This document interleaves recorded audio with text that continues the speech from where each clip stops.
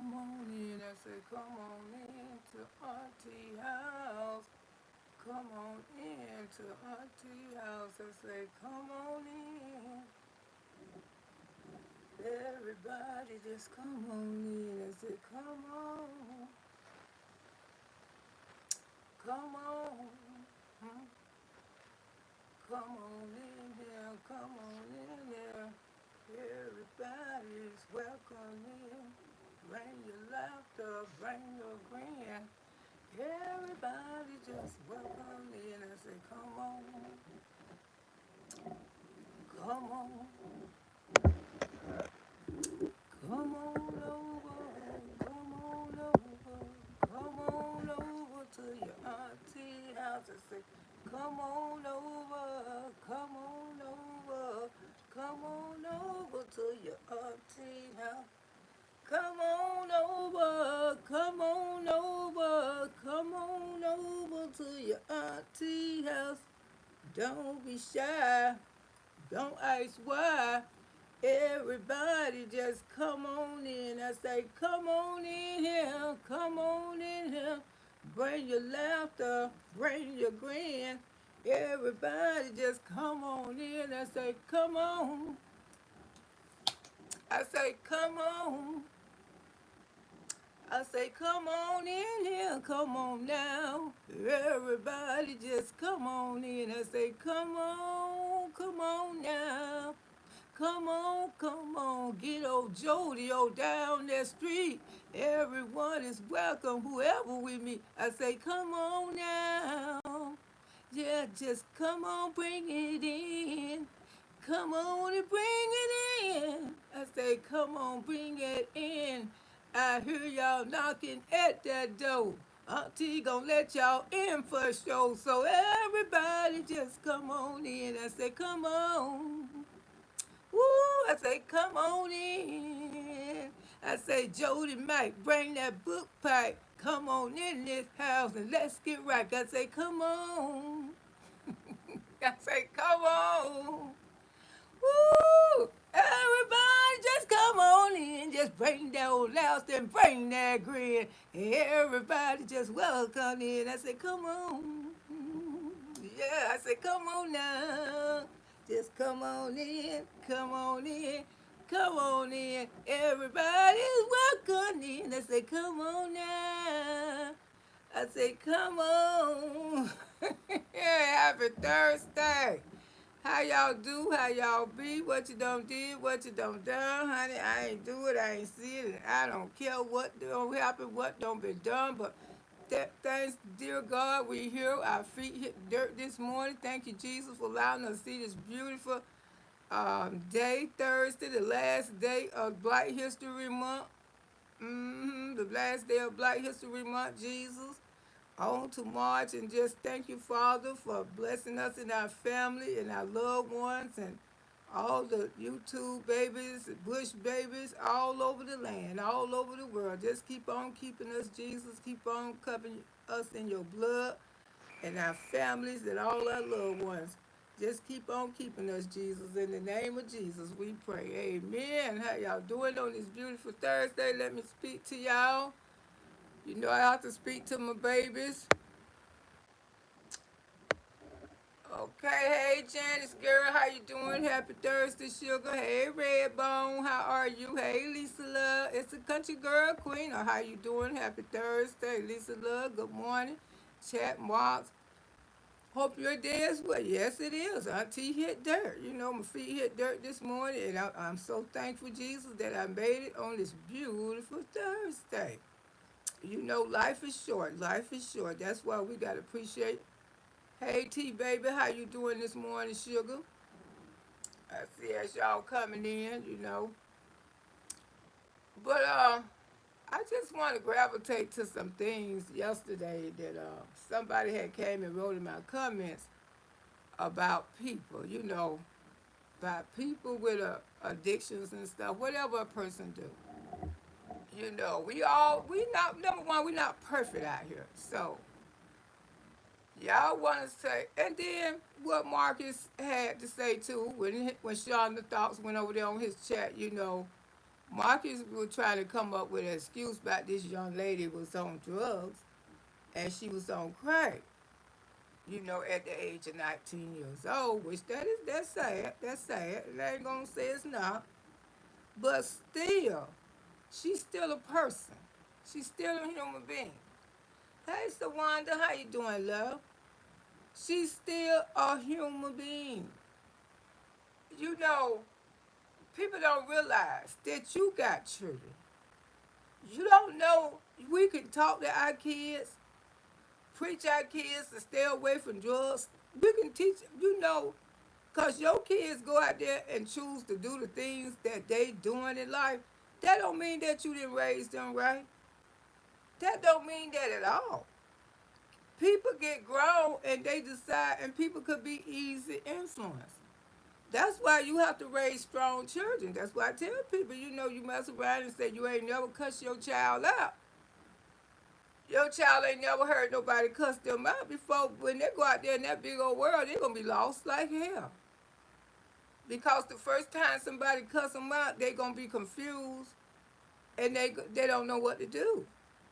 So a reason why a lot of times as parents, as we raise our kids, we will cuss them.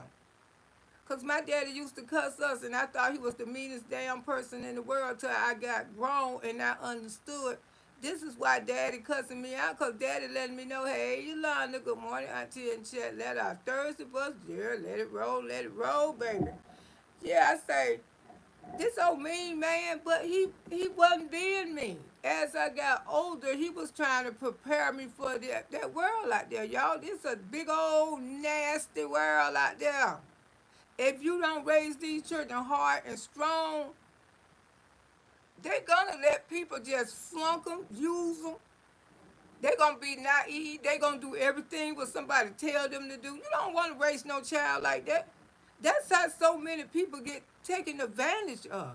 People take advantage of people all the time. Hey, Jessie B, how you doing? Good morning, Auntie Loretta Moss and chat. Happy Thursday. Thank you for the heart and the roses, baby. I appreciate you so much. If you want to raise weak behind children, this is what's going to happen. Every time somebody tell them to do something, they going to do it. Because you got to raise strong children. A little cussing ain't going to hurt no babies. You better get your A in there and do what I told you to do. Hey, Queen of Cuts, how you doing this morning, baby? Happy Thursday. A little, that strong voice is not going to hurt these babies. They're going to prepare them for that world. Because a lot of kids out there right now, because mama hummer them, mama baby them, and then you got to teach your kids mama ain't going to live forever, baby. And that's one thing my mama did. She always told us, I can't shelter you the rest of your life.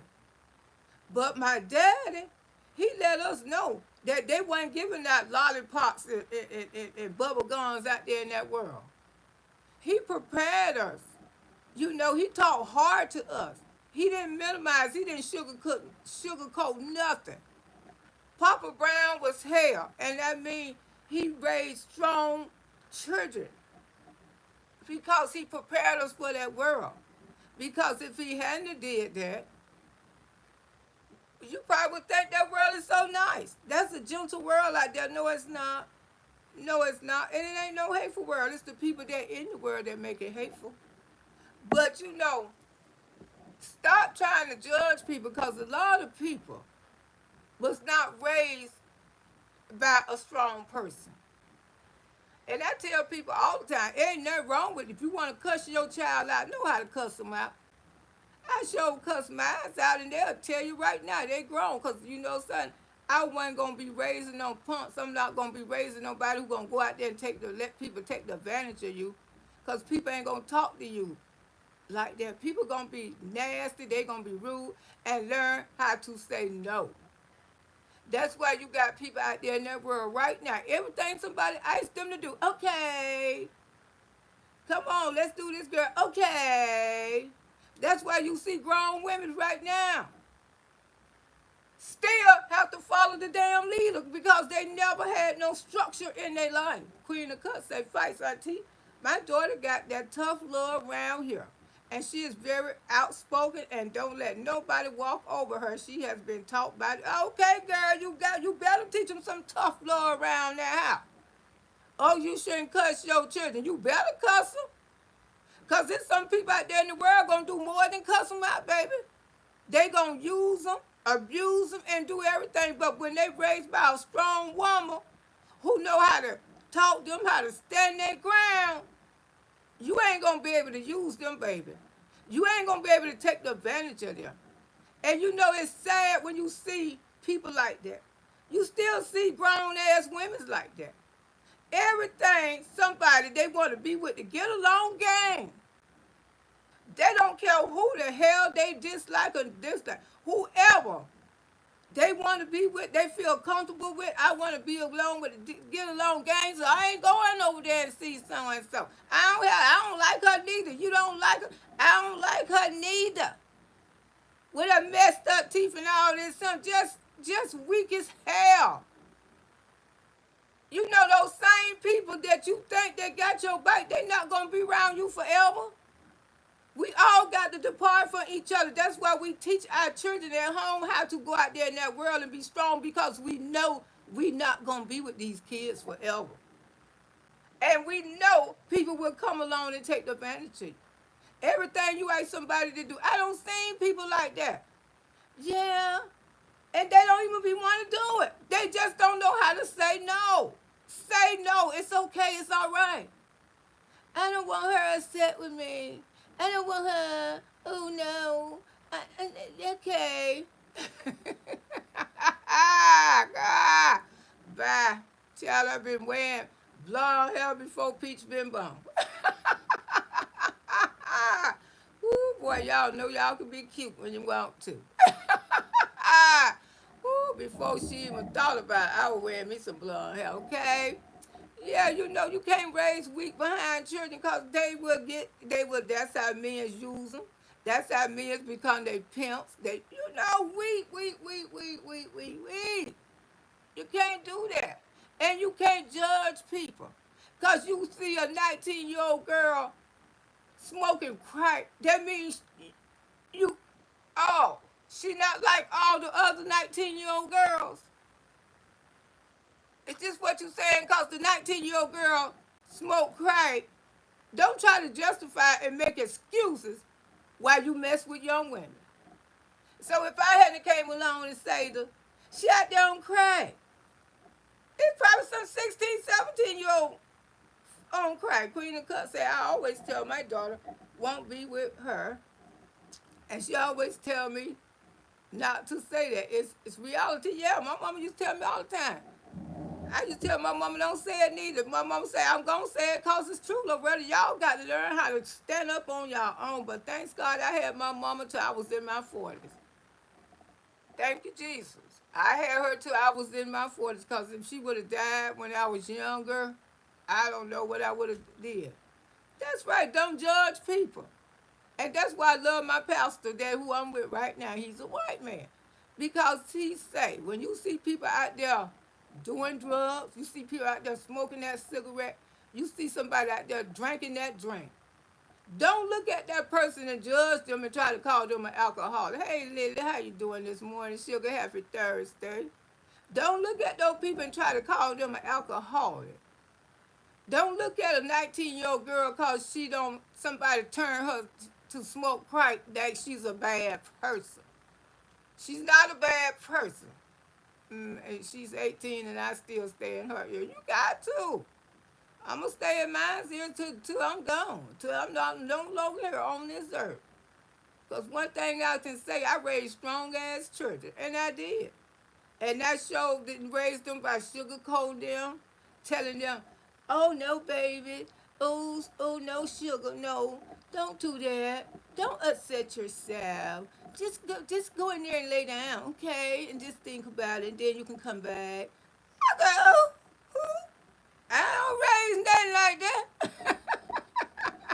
that. You gonna think about it with a good A whooping.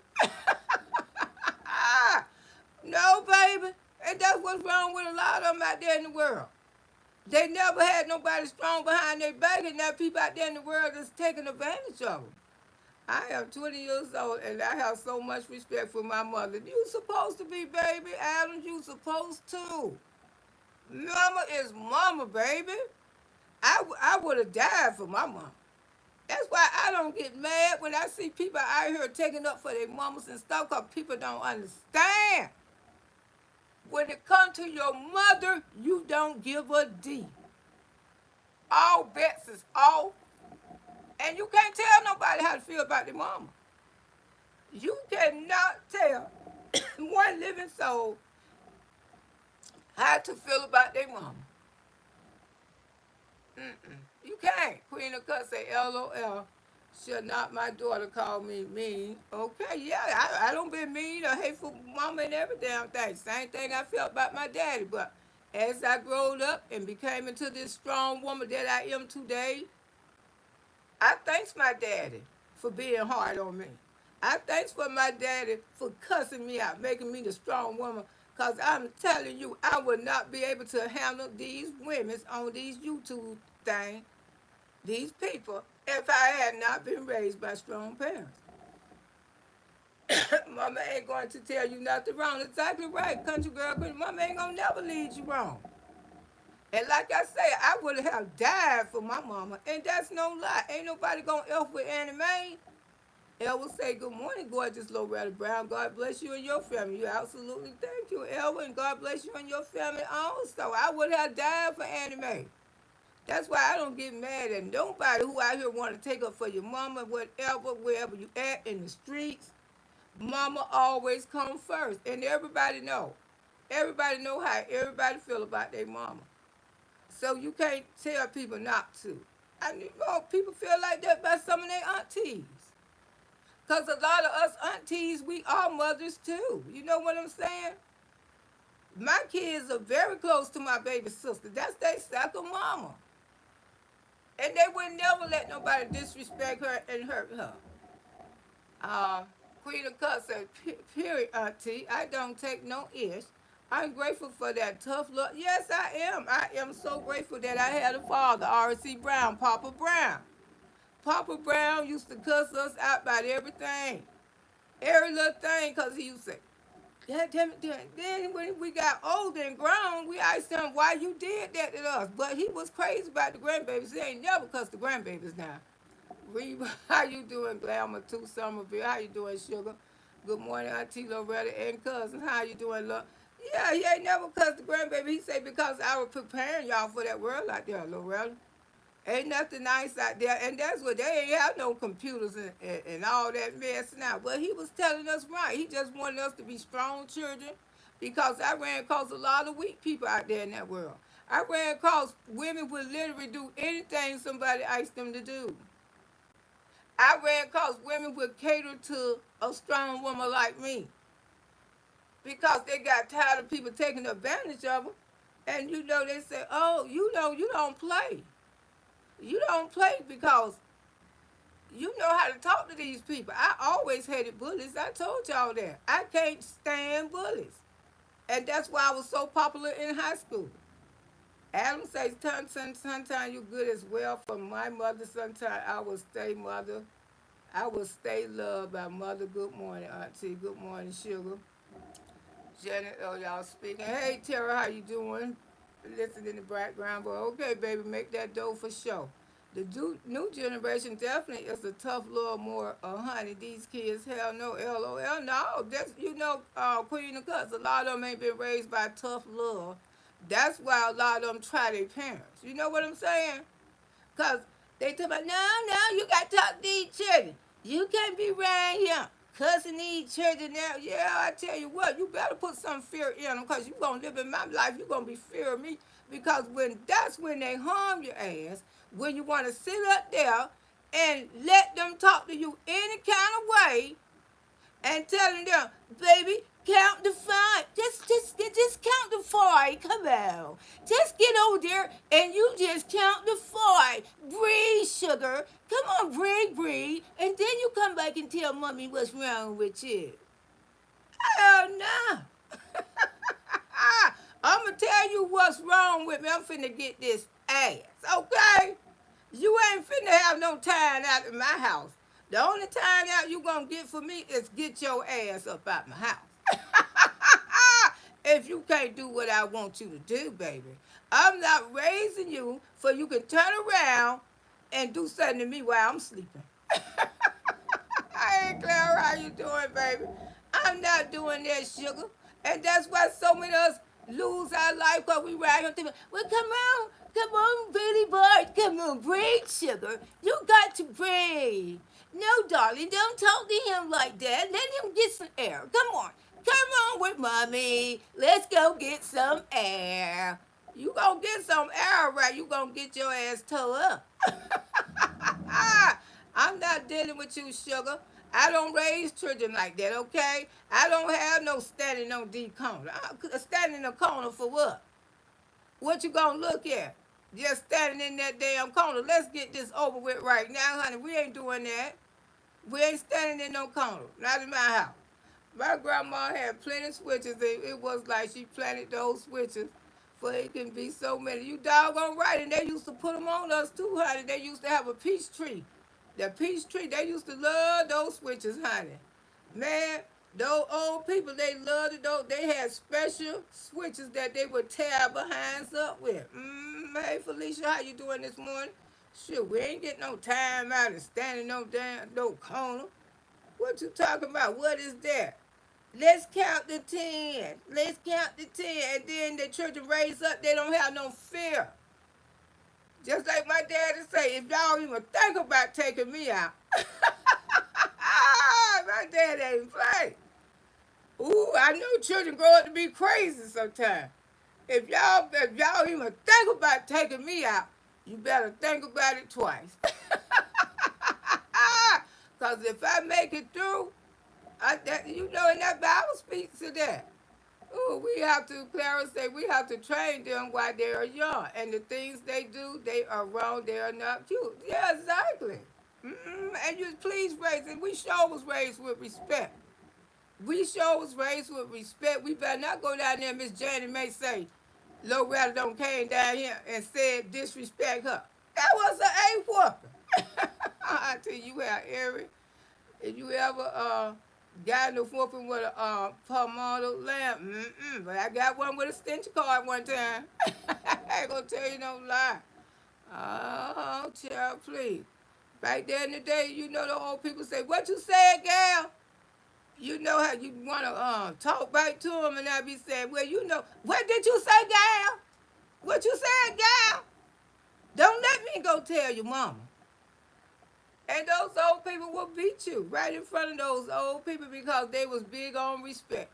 And my mama say, if it was right, she's still right. She's an old woman. Let her go. Yes, ma'am, you better put fear in you. Yeah, that's what's wrong with a country girl, queen. A lot of them out there on the streets right now doing what they want to do because the parents ain't putting no fear in their age. They just let them go. Walk away from them.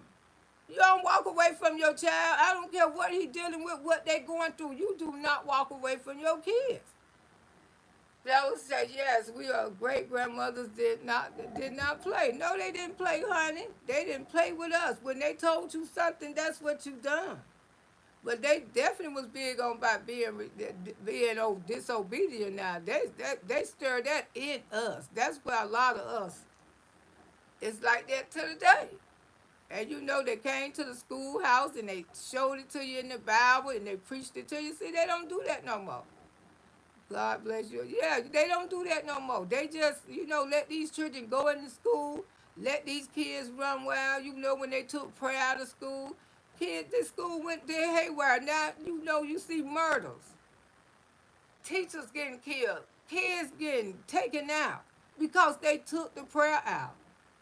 When I was little, ain't nobody never thought the school would have been the last place they would have wanted to go. The school would have been the last. The school was the safest place.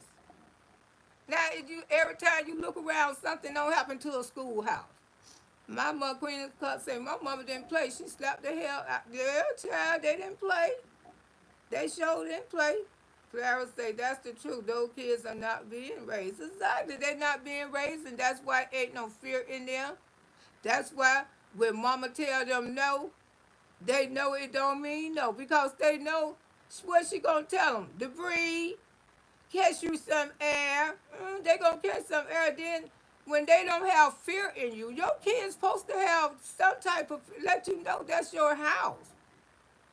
Kids will take the advantage of you. I don't care, boy or girl.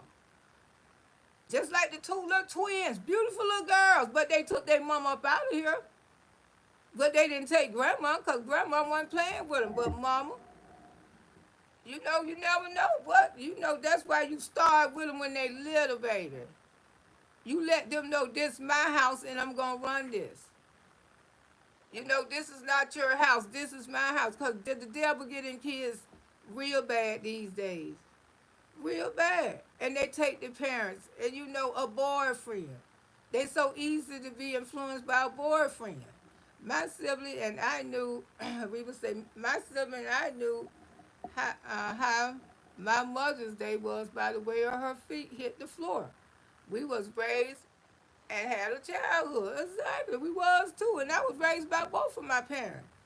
And they didn't play. Like I say, my mama didn't never cuss us, but we had our father there. And he was mean as hell. And now you think this man was so mean, but as I growed up into a woman, I see why he was like that. Hey, I did him. I see why he was like that. Because he wanted us to prepare us. You know, he wanted us to prepare us and stuff. And what's out there in that world. And there's a whole lot of stuff out there in that world. And you just can't be no punk. You can't be no easy pushover because people would take the advantage of you. They really would. They would take the advantage of you. And then you have to ignore ignorant ass people too. I ain't in no college classes, whatever the hell I misspelled. I'm not at Bethune Cookman, so go ahead on 73B and mind your business. Crank you one up, okay?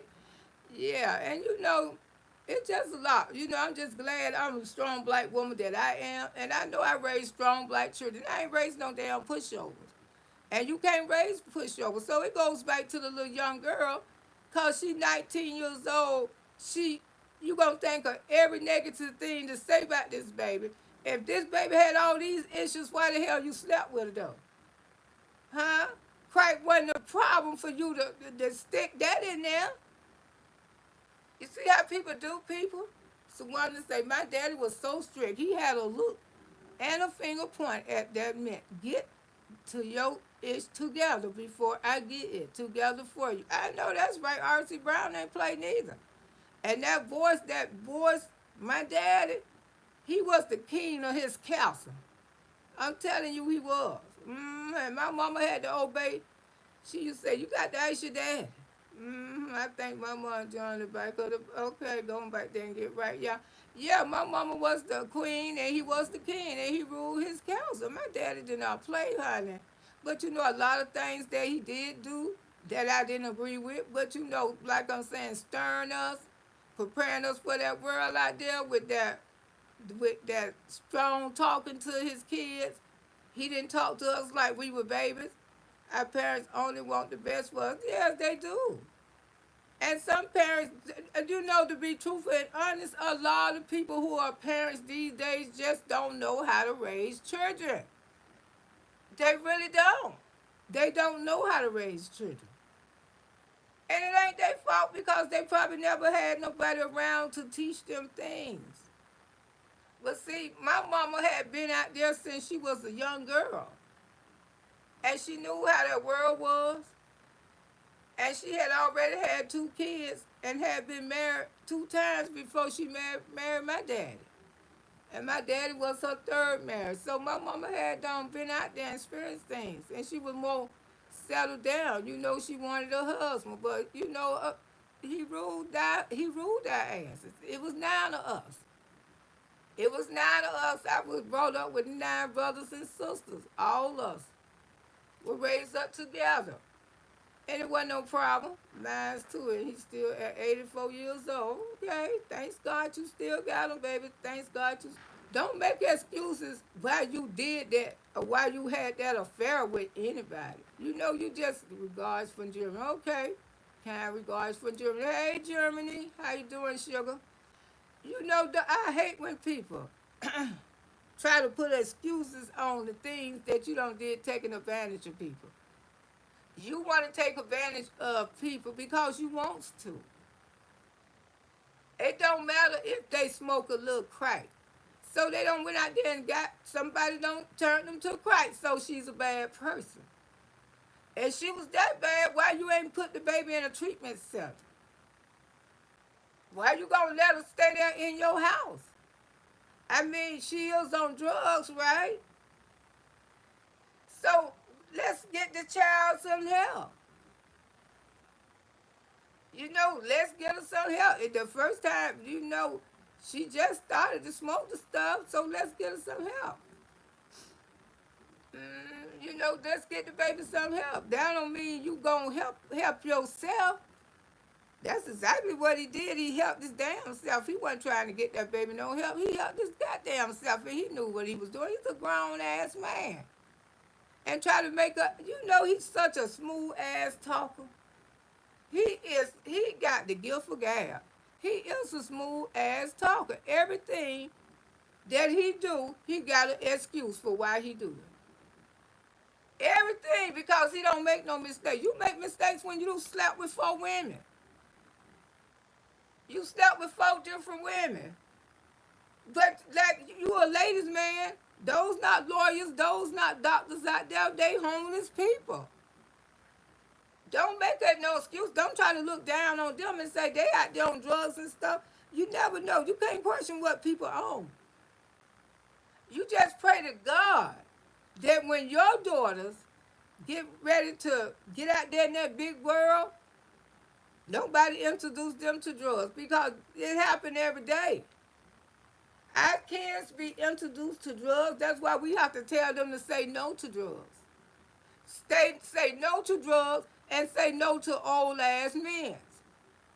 Somebody who got 20 years over you, that's too old for you. And he more advanced than you. What respectful man would even want to deal with 19 and 20-year-old women? You know, having them on here crying and stuff. Nobody. Who got some respect by themselves?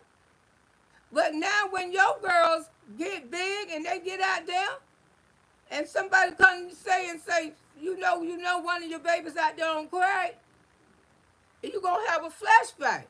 Because it could happen to anybody's child. Those kids out there on no drugs and stuff, they innocent. And I say they innocent because somebody introduced them to that stuff. Just being around the wrong people.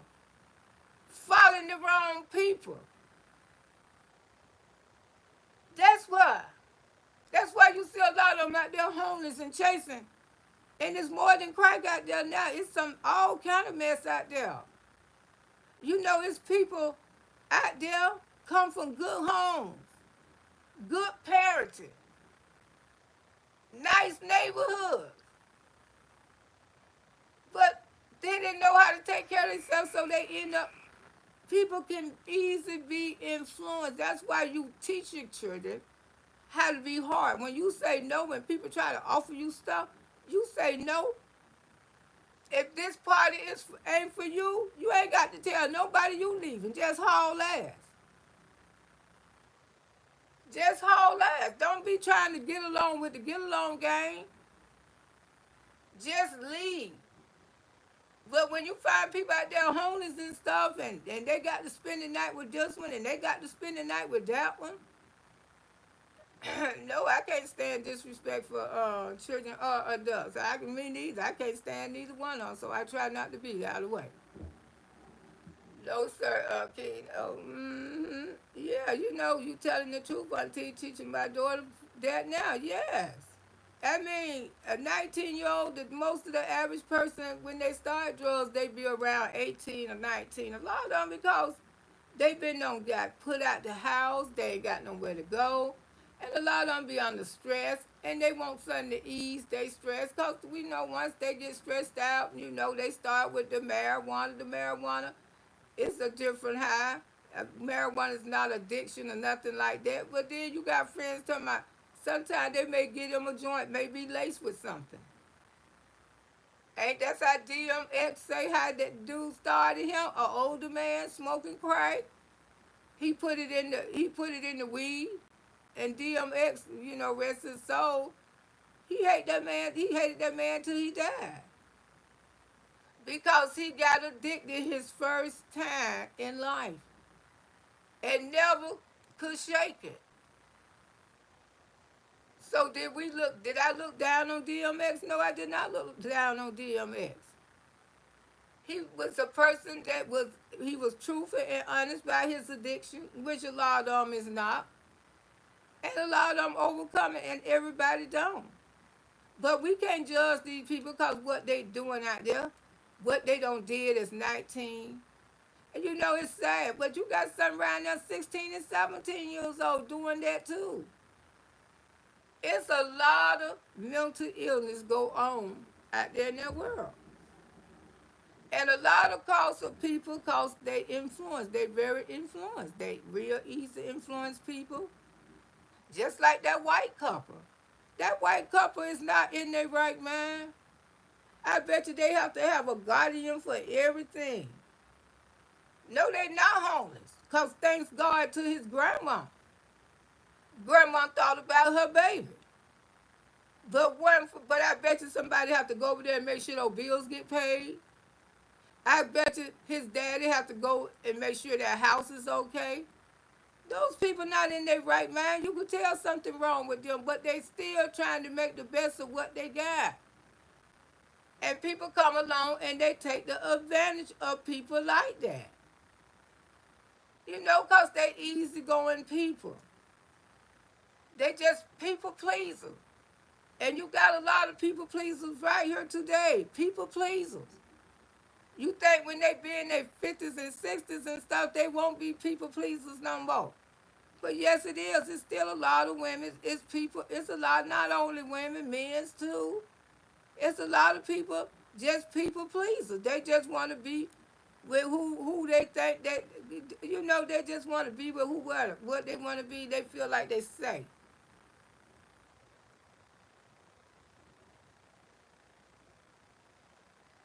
Oh, child.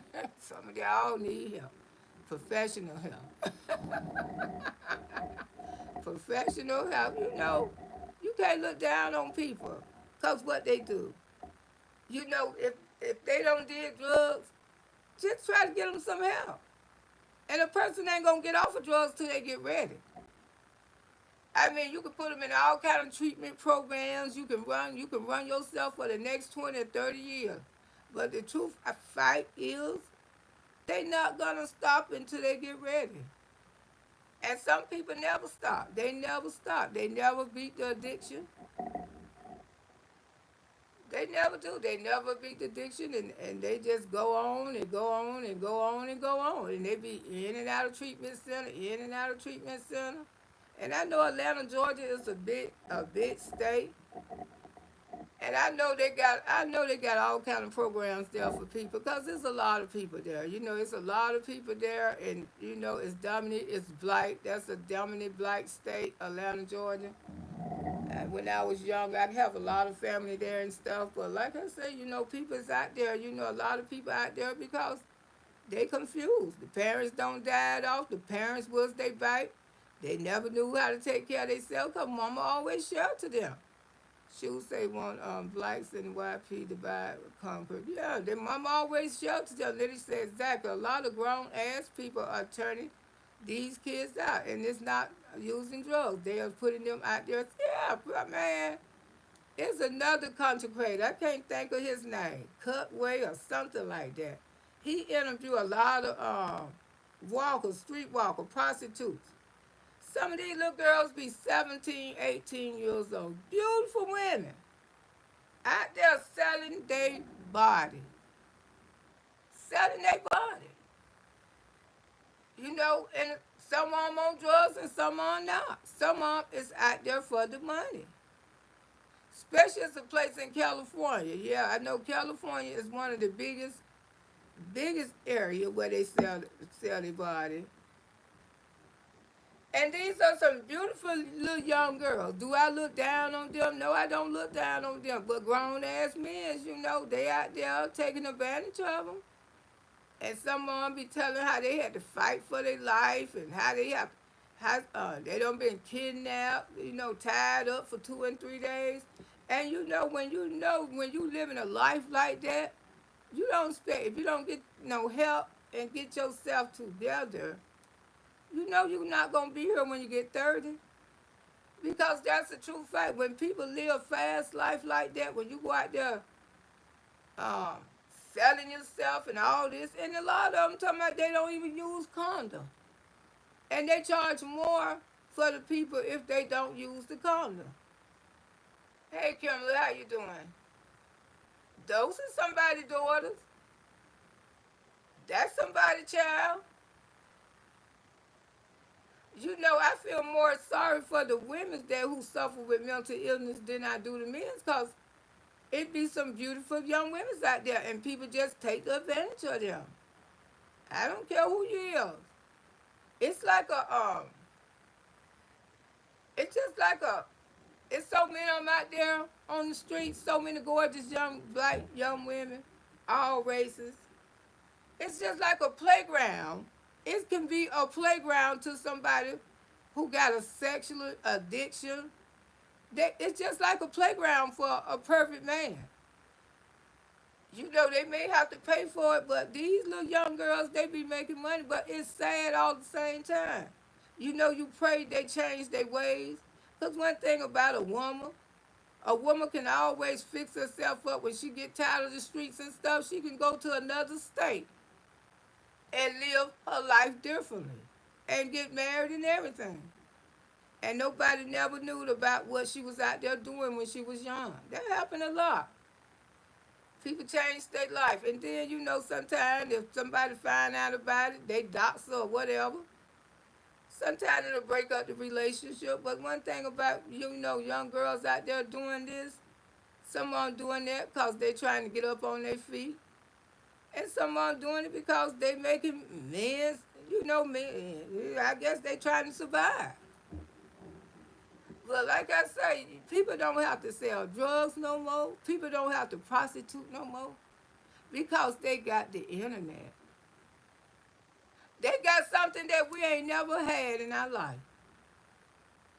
And to see all these young women and young people out here making money off this internet, someone just talking about the simplest little doggone stuff. But you know something?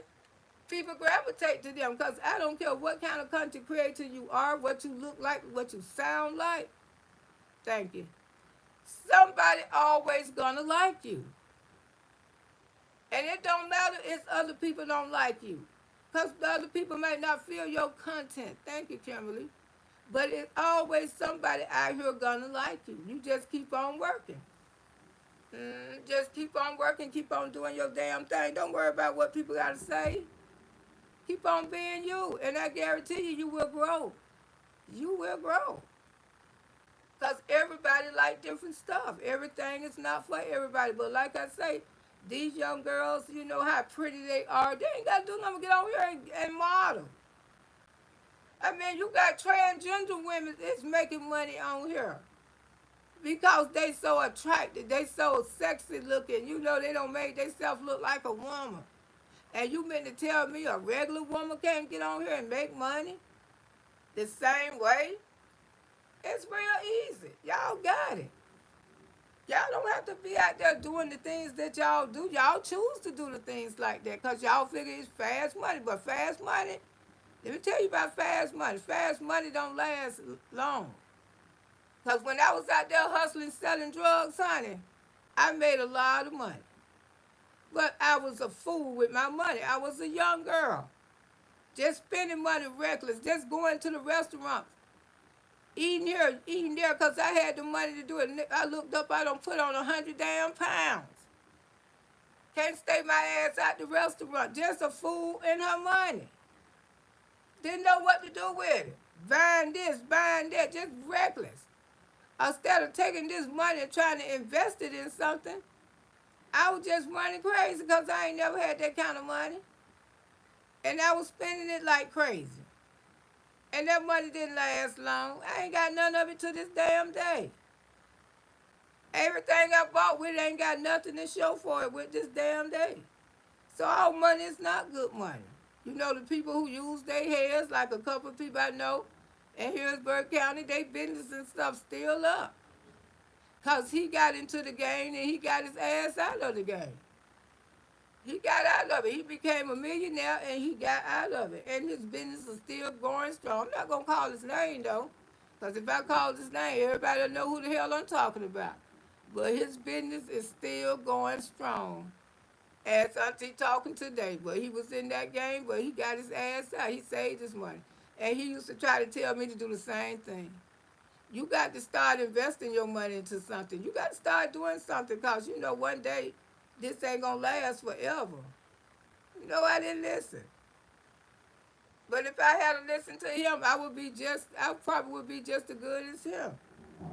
But like I say, people don't have to sell their bodies and stuff like that. I think, you know, they want to be out there doing that. But then you can't look at people talking about they on crack, but you don't have some dealings with them. They on crack. That didn't stop you from having no dealings with them. You still wanted to be dealing with people on crack. You know, I try, when people got some issues, I try to offer them help. And I don't look down on people like that. You know, when I see somebody out there and somebody's son, somebody's daughter, I remember this little young girl. She was about 13 years old, and they had the word out say she was behind that prostitute. I'll never forget it. Beautiful girl. I knew the mama. Her mama was strung out on drugs and stuff, but her grandma had raised her. And when I seen her at the store, I said, come here, let me talk to you. I said, you know what they're going around saying? Yes, ma'am, I know what they're saying. I know what they're saying. I know what they're saying about me. I say, you know you don't have to do that. She said, I know, but I just need the money. I just need the money. And there was one standing up there. He was waiting on her to take her to the store. Now, they knew she wasn't grown. They knew she was a teenager. But see, the dope men, they don't care. They don't care. So I didn't have much money. I think I had about $40 or $50. I said, yeah, you take this money. Take your ass home. But I knew those $40 or $50 wasn't going to stop her. But I knew the idea, when she ever get her life together, it may be the next 10 or 20 years. I don't know if she'll ever remember me, but she knew who I was. She might think of me and say, you know, that lady tried to get me off the streets. When I was around here as a young girl, messing with all these dope boys and stuff, because they would take me to the mall and buy me tennis. Hey, Danielle. Hey, Bo, thank you. Hey, April, how you doing, sugar? You know, you do things for people, not because you just try to help. And believe me, they're not going to stop doing what they're doing for you. They not. But it's just the point that you know you tried. Then, like one time I ran across about 5 little guys. They was in the Dollar Tree, Family Dollar, stealing their ass off, all of them. And the lady, she just gave up. She said, hurry up and get what you want to get the F up out of here, because it was so many of them. It was like 5 of them. I say, come here. All 5 of them. I say, y'all come here right now. I say, get out the store. She said, get out, get out, get out. You know, I jumped in somebody's business. I ain't have no business done. But she having a hard time. She couldn't do nothing with their little stealing asses. They was stealing, and she didn't want to call the police on them. Because she told me she did. I said, y'all bring your little asses right here. I said, you know, I really don't have no money, but I'm finna do this for y'all. And I'm finna do this for y'all today. And I know y'all ain't gonna listen to me today. So I gave each one of them, you know, I ain't have much, but I gave each one of them $5 a piece. I said, here you go, here you go, here you go, here you go. Now go in that damn store and pay for your stuff. And I knew they didn't give a damn about me, but one day, hey, last chance, but one day, when they grow up and be successful, They might think about that woman. Yeah. See, you don't do things because you think they're going to change a person's life right then and there, because it never do. But just a simple thing that you do. And one day they might think about that lady when they grow up to be successful, because I want Lord to make all of them successful and realize, because children do foolish stuff. Because when I was young, I stole too. I ain't going to tell you no lie. Stole stuff. I wasn't even young. I was a grown ass woman. 19 and 20, just robbing that stuff. Y'all know what she gonna tell on herself now. Because I don't been young.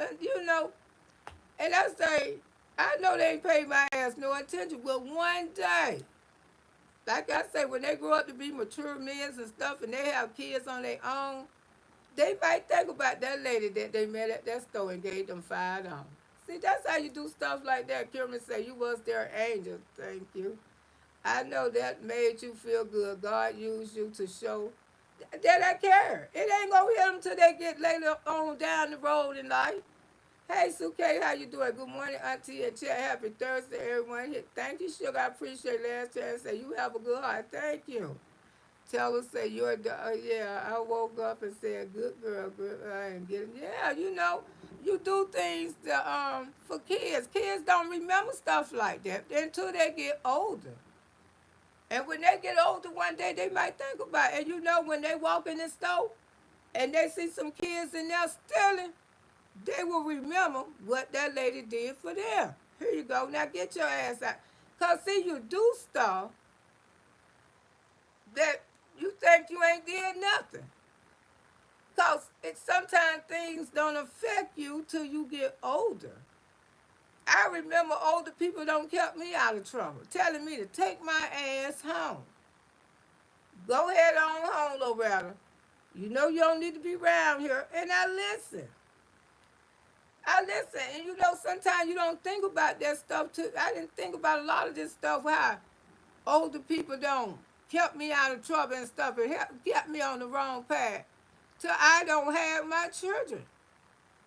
And I can remember, just like I can remember the stuff that Miss Ruby told me when I was little. You don't do this, you don't do that. These are people that I ran across when I was a little girl. So that's how we learn how to be wise people and stronger people, because somebody don't been there for us. Somebody gave us some good advice. We might not take it then, but it's something, if you live to get that age, you will pass it on to them and teach them how to become better adults in life. I don't like bullying. I don't like arguing. I don't like I don't like conflicts at all. I don't like that. And I don't like when people try to twist stuff and change it around and want to, make it out of something else and it's not what it is. They want to go on with their own conclusion of this what you doing in life. You don't know what people doing. So if I can't help people, I just don't fool with them. And I don't be looking for rewards. I found a new one. YouTube, what? Marcus interview. Hey, Linda Black, how you doing? Yeah, it's a lot of things that we can do for these young kids out here. Don't take the advantage of them. Don't use them. Just do things that what you can do. We know they ain't gonna pay us no attention right now. You thought they was gonna stop stealing that day? Hell no. Even some of them make it to the chain gang. They probably would have said, "Hey, Hatissa, how you doing, baby? Good morning. How you doing, love?" They right when they get in the chain gang, they'll probably say, "That lady tried to give me $5 and stop my ass from stealing. Now look where I'm at." You think people don't remember you don't did something good for them and they keep going and they still get in trouble? That's the first thing come to their mind, because when you see somebody don't be nice to you and don't try to stop you for being mischievous, you gonna think about those people. Hey, brother, good morning, Loretta. Chat to everyone. How you doing, love? A lot of people, you just, ain't nobody gonna, don't nothing sink in. Don't nothing sink in our brains right away. Yes, indeed. I got good advice from my mother and my father and came in handy as a grown man. Miss both of them. Yeah, we didn't pay them no attention when we was younger, Elwood. But since our parents gone, we acting just like them. I see myself acting more like my mama every day. And like I say, when my mama left this world, my mama had over 500 people at her funeral because she was loved by everybody. My mama didn't take sides. She didn't choose. She loved you if you loved her. You know, she was that type of woman. She didn't get mad at people. She didn't hate people. She didn't have no division. She didn't care what type of person you was. Thank you for the breakfast. I appreciate it, Crystal. Love you, baby. My mama didn't care what type of person you was, as long as you came to her disrespect. My mama used to tell, I don't care what you did to who. I don't care if you and who ain't speaking or talking. But Miss Brown don't have nothing to do with that. As long as you treat me with respect, baby, I'm gonna treat you with respect. And that's what type of my mama was. And she always told me, love everybody. I say, but mama, what about? She say, love your enemies the strongest. That's what you have to do. You have to love your enemies the strongest. You really do. Hey, Tammy, how you doing, sugar? A lot of people don't believe that. Oh, how could you like this one? How could you? I don't care what people don't did in their life. I'm not God here. I'm not God. I can't control what come out people's mouth. But I don't have to go around disliking nobody neither. I mean, you just stay out of stuff. Sometimes when you just stay out of stuff, and this ain't no lie, when you just leave stuff alone and you watch how God work it out. Same here, Elva. I miss my dad, and my mom lived in another state, and I'm going to visit soon.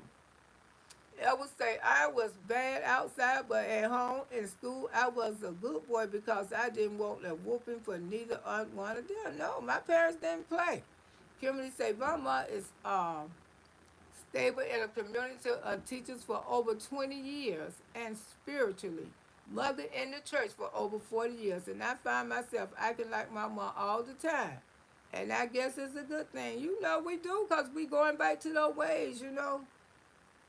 And I always knew God had a calling for me. You know, I don't know what the calling is. You know, I'm still on my journey. But I know He don't want me to hate nobody. And I'm not in the hating business no more.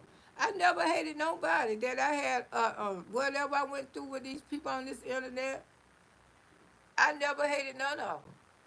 I disliked it a lot of the things that they said about me, but I ain't hate nobody because the Bible say hate ye not. You're not supposed to hate people. And a lot of people ain't got to auntie level, and I don't want people to get to my level. I want you to be you. I want you to do your thing. You know, just let auntie do her thing. You know how it it'll end up. I'm not worried about it. What works for me might not work for nobody else, you know. Like I say, when I find myself waking up every morning thanking God that I'm here for 64 years and I knew I was on my way out of here about 12 years ago, it's a different feeling. My father just passed 4 months ago and I'm just not myself. However, I put God. Yeah, I put God first. When my mama left me, that was the hardest thing I had to do in life. My mama been gone. She died in 2000. In 2000. Over 20-some years ago now. It wasn't easy for me. I mean, I was married, still married to my husband. We had divorced, but we had went back together. And you know, I just used to cry all the time.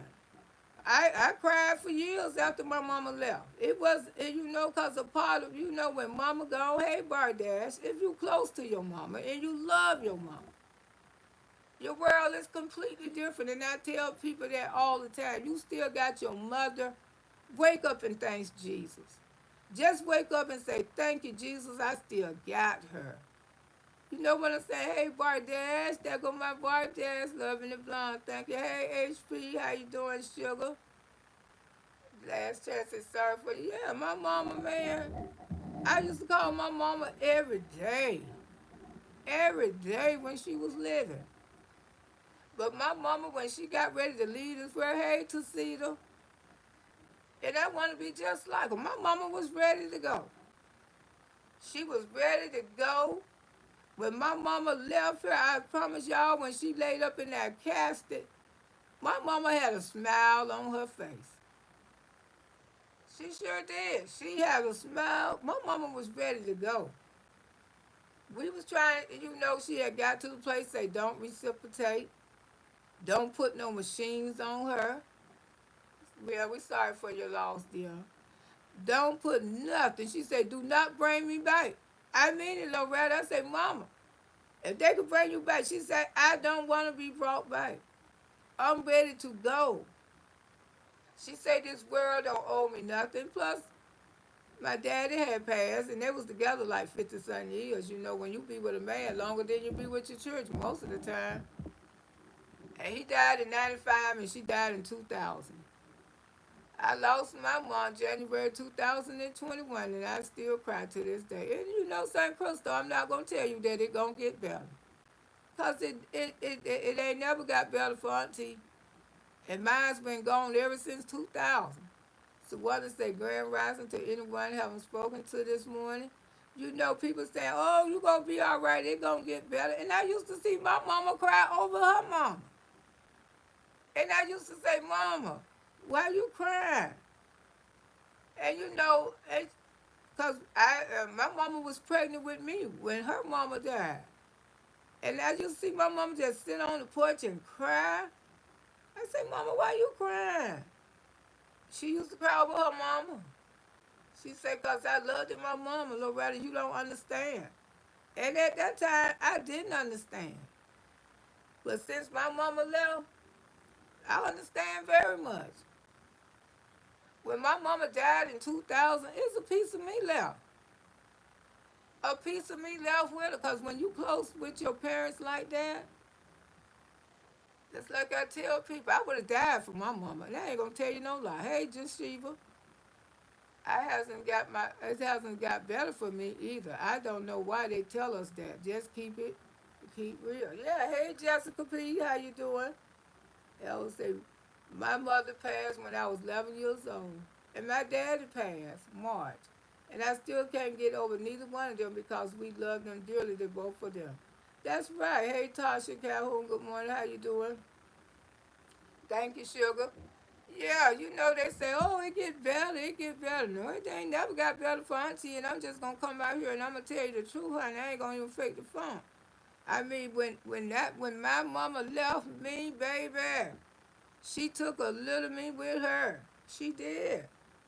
I mean, because I used to enjoy waking up in the mornings calling my mama. Calling my mama. And she wasn't number like an hour away from me. And that's why I never wanted to go out of state, because I never wanted to leave my mama.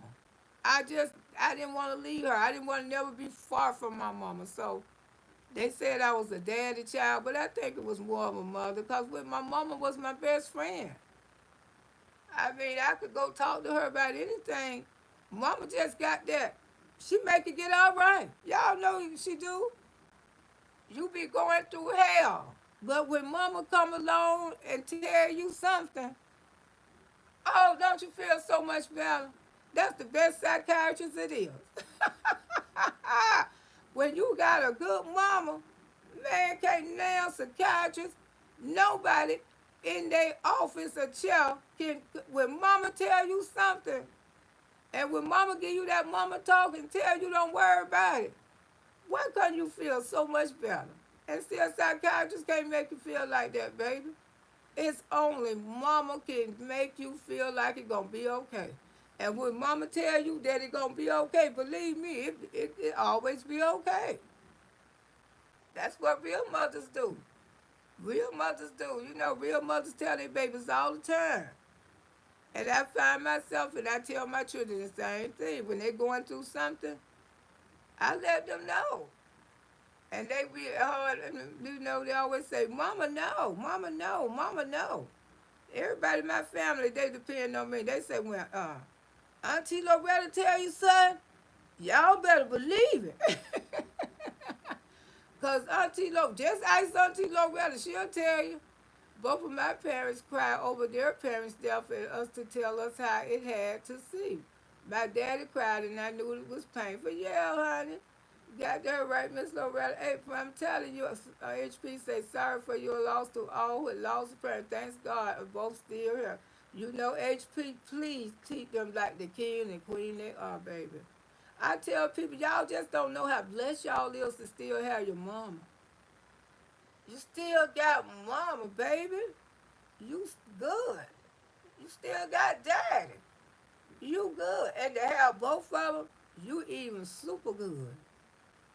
You super good. At least you got one of them still here, you know, if you just got one. But both of mine's only live 5 years apart from each other. And my mama always thought that she was going to go first. And my daddy used to say, no, I'm not. And me. Because my daddy was healthy. My daddy never had no health issues. You know, my daddy was very healthy, very handsome. Didn't even get a cold.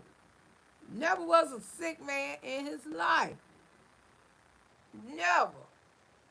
And for him to just got up one morning, he couldn't get out of bed. That's why I tell people all the time, we don't know where we're going to be tomorrow. I don't know where I'm going to be tomorrow. I don't know where I'm going to be the next day. I don't know where I'm going to be the next week. When you see healthy people, never had a cold, never don't even go to a doctor, boil his own medicine, you know, aloe and different stuff that he used. Then he wake up one morning, he couldn't even walk because he had a stroke. Had a stroke. I lost my mom at 6 years old. So sorry to hear that. And that's the first time I ever seen my daddy sick in his life. My daddy didn't get sick. My mama did. Because my mama had a lot of, my mama was, you know, had diabetes. And she had a lot of diabetes complications. And that's why Auntie went on my healthy journey, because my mama had diabetes. You know, she had diabetes. I mean, she even lost one of her legs from the diabetes. So, you know, I'm glad that I have stepped up to the plate and, you know, trying to change our family around. We got to change these eating habits. We want to be here longer. We got to eat healthier. And we got to do better because God helped those who helped themselves, and that's the truth. So I want to say hallelujah. We was blessed that we had two parents in our household until I was 49 years old when my mother passed away. I was like 40-something when my mama passed away. I still didn't want to let her go. Her mama argued at me. She said, Loretta, you got to let me go. You doing good in life. Your kids good. She said, I know you're gonna be okay, Loretta. You don't need me no more. She said nothing. She said, my mama said, I'm proud of all my children. Because all y'all turned out to be successful. All y'all got your own life. All y'all got your children, my beautiful grandbabies. Because my daughter, you know, was very attached to my mama. Because my mama, like, kind of raised my daughter. HP said, I do, Auntie Loretta. My mom is like 240 miles away. I see her when I call her twice a day, anything she called, and I asked to do. Yeah, but see, HP, I didn't want to put that many miles away from my mama, girl. Because I always knew my mama had issues when I was younger. My mama started having issues with her diabetes when she was like in her 30s, you know. And I seen her go through a lot, and she still worked it and everything. And I used to always be so worried about her. You know, I just wanted to take care of her. That's the way I was with my mama, because she always took care of me. She made sure I had. You know, I was in high school. I played the clarinet. And you know, when you play the clarinet, when I was in high school, if you was able to be in the band and play an instrument, that means that you had to have some type of money. Your parents had money and stuff. And my mama went out her way, to get me that clarinet, and I played that clarinet all the way through high school. I sure did, and she was so proud of me because I always stayed in the band. I was in the band till 11th grade. Yes, Auntie played the clarinet. Y'all think I wasn't done, but I was something, baby. If you see my yearbook, I'm all over my yearbook, honey. You can go order it. 1978, most humorous, everything. I ain't have nothing but friends, baby. Friends, friends, friends. And the teachers love me because they say that when I didn't come to school, nobody laughed that day. So Auntie always been a class clown. Yes, most humans. I'm most humans in 1978, baby. I was in the band from 6th grade to 11th grade. I played the clarinet. I was in cosmetology. I was in a lot of stuff. I was very popular in high school. Very popular. And then when my classmates, they see me on Facebook, they be so happy to see me, and they always tell me, "Oh, you still look the same, girl. Oh, Loretta, you still look good. You still look the same. You look just like we was in high school." I say, "Okay, thank you." Tell me, I'm serious. I'm serious. But a lot of them, I can't even recognize who they is, y'all. But yeah, my parents, they sacrificed. They did a lot for their children. And there's, and all my mama told me, she said, "I want you to finish school, Loretta," because the rest of them, my brother, he went to the service, and my other sister, she finished though. She ended up finished some years ago. I would say, my dad was in Tampa, Florida when he passed. Oh, when he passed, but we made an agreement to talk to each other at least 5 minutes every day, and I miss us beating each other to the call. Oh, and tomorrow will make a year that your daddy left. I'm so sorry to hear that. Yo, I know how it is, cause that's the way when my mama passed. I ain't gonna tell you no lie. I used to just call just to hear the answering machine. I say she can't, and then I think I started going through my divorce then. And I was really like a Debbie Downer, after she died. Because the way how my ex-husband did me, I had to go knock on this Negro. I had to go to another woman's house and knock on the door, knock on her bedroom door to wake his ass up to go to the funeral with me. Now I'm telling you, Auntie don't been through some things, y'all. When I come out here and try to give people advice, it's nothing that I don't know. It's things that I don't experience. Same here, HP. My mom lived almost 400 miles, and anything she asked for, it was done. Yeah, I just didn't want to put that distance between me and my mama because I don't know why. Maybe I should have got some help or counsel about it, but I just didn't want to go far from her like that. I don't know why, because I knew she went through a lot when she started having medical problems real bad and stuff. And I see, how the diabetes and stuff used to do her. And I was one of the ones who was there. Ever since she had started getting sick, me and my daddy and some more of us. Because my other two sisters, they was off. One of them, she used to travel with her husband a lot. And I was one of the ones who was there, start, taking her to the hospitals and stuff. And I remember, this is a true story. When my son was like 3 months old, my son, not my grandson, but my son. And they wanted to take my mama leg. And I'll never forget it. I'll never forget it. And my mama said, "No, you're not taking my leg." They said, "Well, ma'am, if we don't take this leg, you will die." And my mama stood there like a champ. She said, "You are not taking my leg." She said, "Let me die." "Well, you gonna die, ma'am. If we don't take that leg off, you will not live a week." My mama said, "Well, let me die because you're not taking my leg." And my daddy, he ain't never been no big believer of God.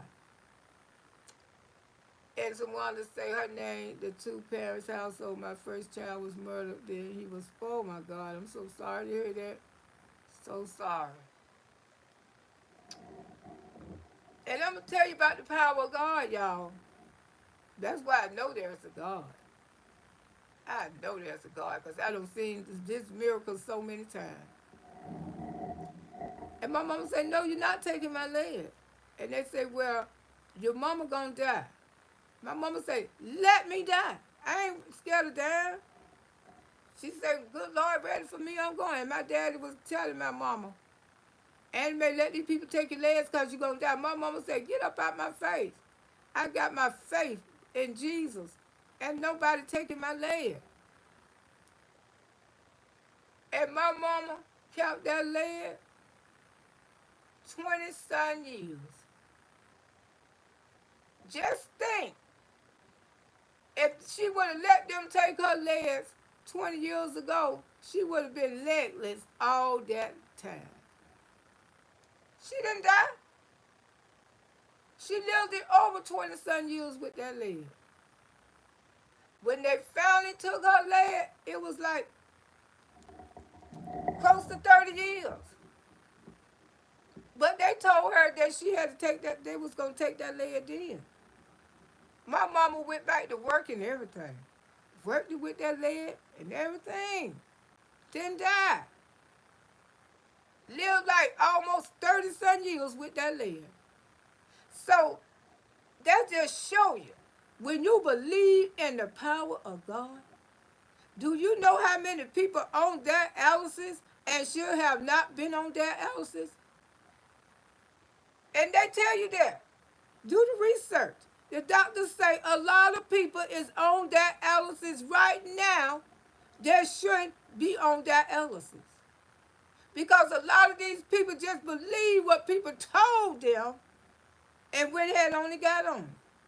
But when you got a praying warrior like my mama was, somebody whose faith was truly strong, my mama say, this leg ain't going nowhere. And my daddy wanted to sign the paper. And my mama said, you ain't signing a D thing because I'm in my right mind. My daddy said, where you gonna die? My mama say, let me die. Because I ain't going nowhere till the good Lord get ready for me. And she meant that. My son was grown and everything, and my mama still had her leg. And that was a testimony that she always stood up in church, and I was right there. I was right there. I was running around in the hospital crying with my son on my hip. Lord Jesus, they finna take my mama leg. My mama wasn't. You know her faith is strong, baby. Ain't nothing like the power of God. So I'm just telling y'all, when doctors tell you something, don't accept that. Exactly. Lily said, a lot of stuff these doctors are doing, you don't have to do exactly. And they sit up and talk about so many people on dialysis shouldn't even be on dialysis. Because they didn't want to get a second opinion. They didn't want to, you know, everything that happened to people should not. And I know a man who sued them because they took off both of his legs, and neither one of his legs shouldn't have been taken. Because what they thought. But they had took both of them off and they sued him. You know, his children got the money. I would have drove 40 plus miles to get her that. She wanted plus money. Yeah, my mama, I just like I say, I just didn't want to, I don't know why I felt that way about my mama. I just didn't want to move too far from her. I don't know. My mother knew I so dope. No, my parents did too, but they knew when I was hustling, and she knew it stayed up last night hustling, would call her for cigarettes and snack, whatever, and she wanted late night snacks. And my parents knew too, but I brought my parents up out of poverty. I promise you I did. My mom and dad, they never have to ask for a dime for nobody in their life. When I was out there hustling, my mama knew it was wrong. I hid it in her house one time. She said, if I find this mess in your house again, I'm going to flush it down my toilet.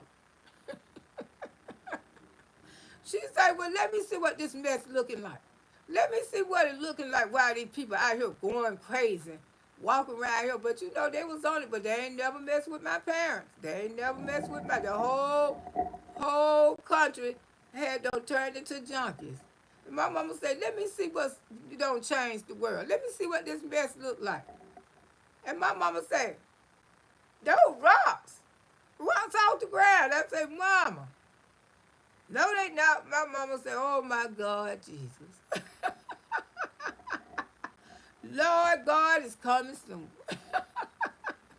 She said, this is what these people around here fighting over and hurting each other over this stuff. Look like real rocks off the ground. I said, yes, ma'am. She said, don't you never bring that mess in my house no more. I'm telling you, Loretta, you come in here and bring it again, I'm going to flush it down the toilet. I said, well, you would have been flushing thousands of dollars. She said, oh, my God, get out my house. She sure did. She put me out of her house and said, if you bring that message, I'm going to call the police on you, too. But I knew she wouldn't have called the police on me, but she meant business, though. She didn't want that mess in her house. And I did that. I violated her. You know, I could have got her hurted and stuff. All those things around there were running around there, but they ain't never messed with my parents because they know I didn't play about my parents. I told any one of them, if you ever think about doing something to mine, I'm going to look for you. And I was going straight back because I had done came out of prison then. I told them I was going straight back, and this time I was going to be gone a long time. I was getting ready to put on my boots and out because I was going to be gone just that long. God first, how you doing, sugar? Yeah, you put your hands on my parents, honey. I was going to be gone a long time. I ain't finna mess around with you. Not mine, not the ones that I cherish and love, you know. But yeah, a lot of the elderly people, they knew we was doing wrong, but you know, I took care of the elderly, the ones who was down on the corner, used to be drinking all that alcohol, Miss Lucille and all of them, man, I kept them loaded. I used to buy so much liquor and wine, child. I mean, I used to just go down there and give it to them. And they be drunk for days. Sure do. They be drunk for days. They be playing their music. And Miss Lucille, she was so pretty. She was this older woman. Still had that cute little shape on her. Used to wear those little short dresses and stuff. And had all kind of men. They had a man at home, child. Used to cheat on the man with some of everybody. Sometimes the man wouldn't see Miss Lucille for days. Keisha say, Sonny going off now, Auntie. She always over there going off. That girl wake up. She wake up to go off. She, you know, that's why they enjoy the show over there. You know, they be talking about Sonny, but they running her, honey. They love the show over there. So one to say, only my mother, because my dad couldn't handle himself very well. That's where I get it from. My daddy, you know, my mama was the brain behind everything, but she was just so in love with my daddy till she just let him be the man. And I used to tell my mama all the time, I say, Mama, you should leave him. I try to tell my mama, you say, if you don't get out my face, you can't tell me what to do for my husband. You know, she said, whatever you feel about my husband, you need to keep that to yourself, honey. Don't come in my house trying to tell me what to do for my husband. My daddy was just so mean, you know. He didn't. My mama would have. She was a very successful. My mama was buying properties and everything, you know. She bought a lot of properties and stuff when she was. She was the brain person, you know, and I think he held her back sometime. But you know, you can't stop people from loving who they love. Hey, Arlene, how you doing, sugar? And a lot of people don't believe that. Sometimes you be with your partner. Sometimes your partner can hold you back. But, you know, those old sisters like that, they didn't care what they went through. They was not going to divorce their husband. They didn't believe in divorces. I mean, the old average man, they was whores because my daddy was a hoe. He sure was. I remember riding around in the car with my mama, knocking on women's doors and stuff, telling them to stay away from her husband. But I used to I say, Mama, shut up. See, those old people, they didn't allow us in their business. They shut us down. But see, a lot of these women right now, when they want to talk to their children about they daddy, but you sitting up there talking about the kid's father with them. And you know that's something you shouldn't do. Because when we used to try to dip in our mama and daddy business, my mama used to put us in our place. Stay out of me and your daddy business. Y'all don't have nothing to do with this. Yeah, ain't no roaches in here, baby. I know you're lying. I know you're lying about that one, sugar. Ooh, child, please. Yeah, and they used to get on us real bad. We didn't get in their business. We didn't get in their affairs. You know, whatever they was going through, nobody. And they never did let their neighbors. That's how the marriages and stuff stayed together because they didn't allow other women to get in their business. And that's the way it was. They didn't allow that. They didn't allow the other women to get in their business, whatever they was going through in their household with their husband. Like a lot of these young kids and stuff, they be in their family, they be in mom and dad relationship. Man, we couldn't do that when we was little. No matter if my daddy used to be gone for 2 and 3 days, we might not say nothing. That was behind what? Because my mama wasn't allowing us in her business and she wasn't gonna get no divorce. See, these days they jump up and get a divorce like I did. And that's why one reason I got rid of my husband, my ex-husband, because I told him I would never be like my mama when it came to a man. I'm not trying to hold on to nothing that mistreat me, horn around on me with Larry, Sue, and Jack and Bo. Because, honey, I'm not with it. I mean, you got to go. Because I seen what my woman went through. That marriage lasted for over 50-some years. But, my God, she went through a lot.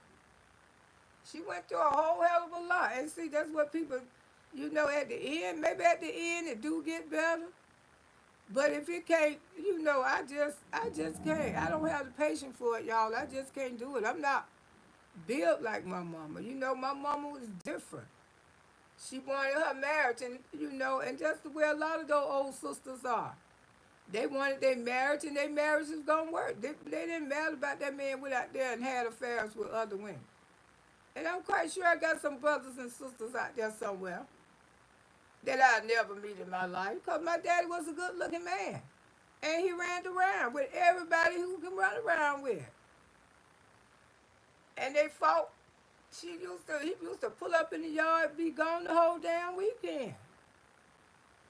And she put up with that. And I used to watch that as a child, and I say, no, this would never be me. And I tried to tell her, son, man, I would get slapped. You better get up out my face trying to tell me what to do for my husband.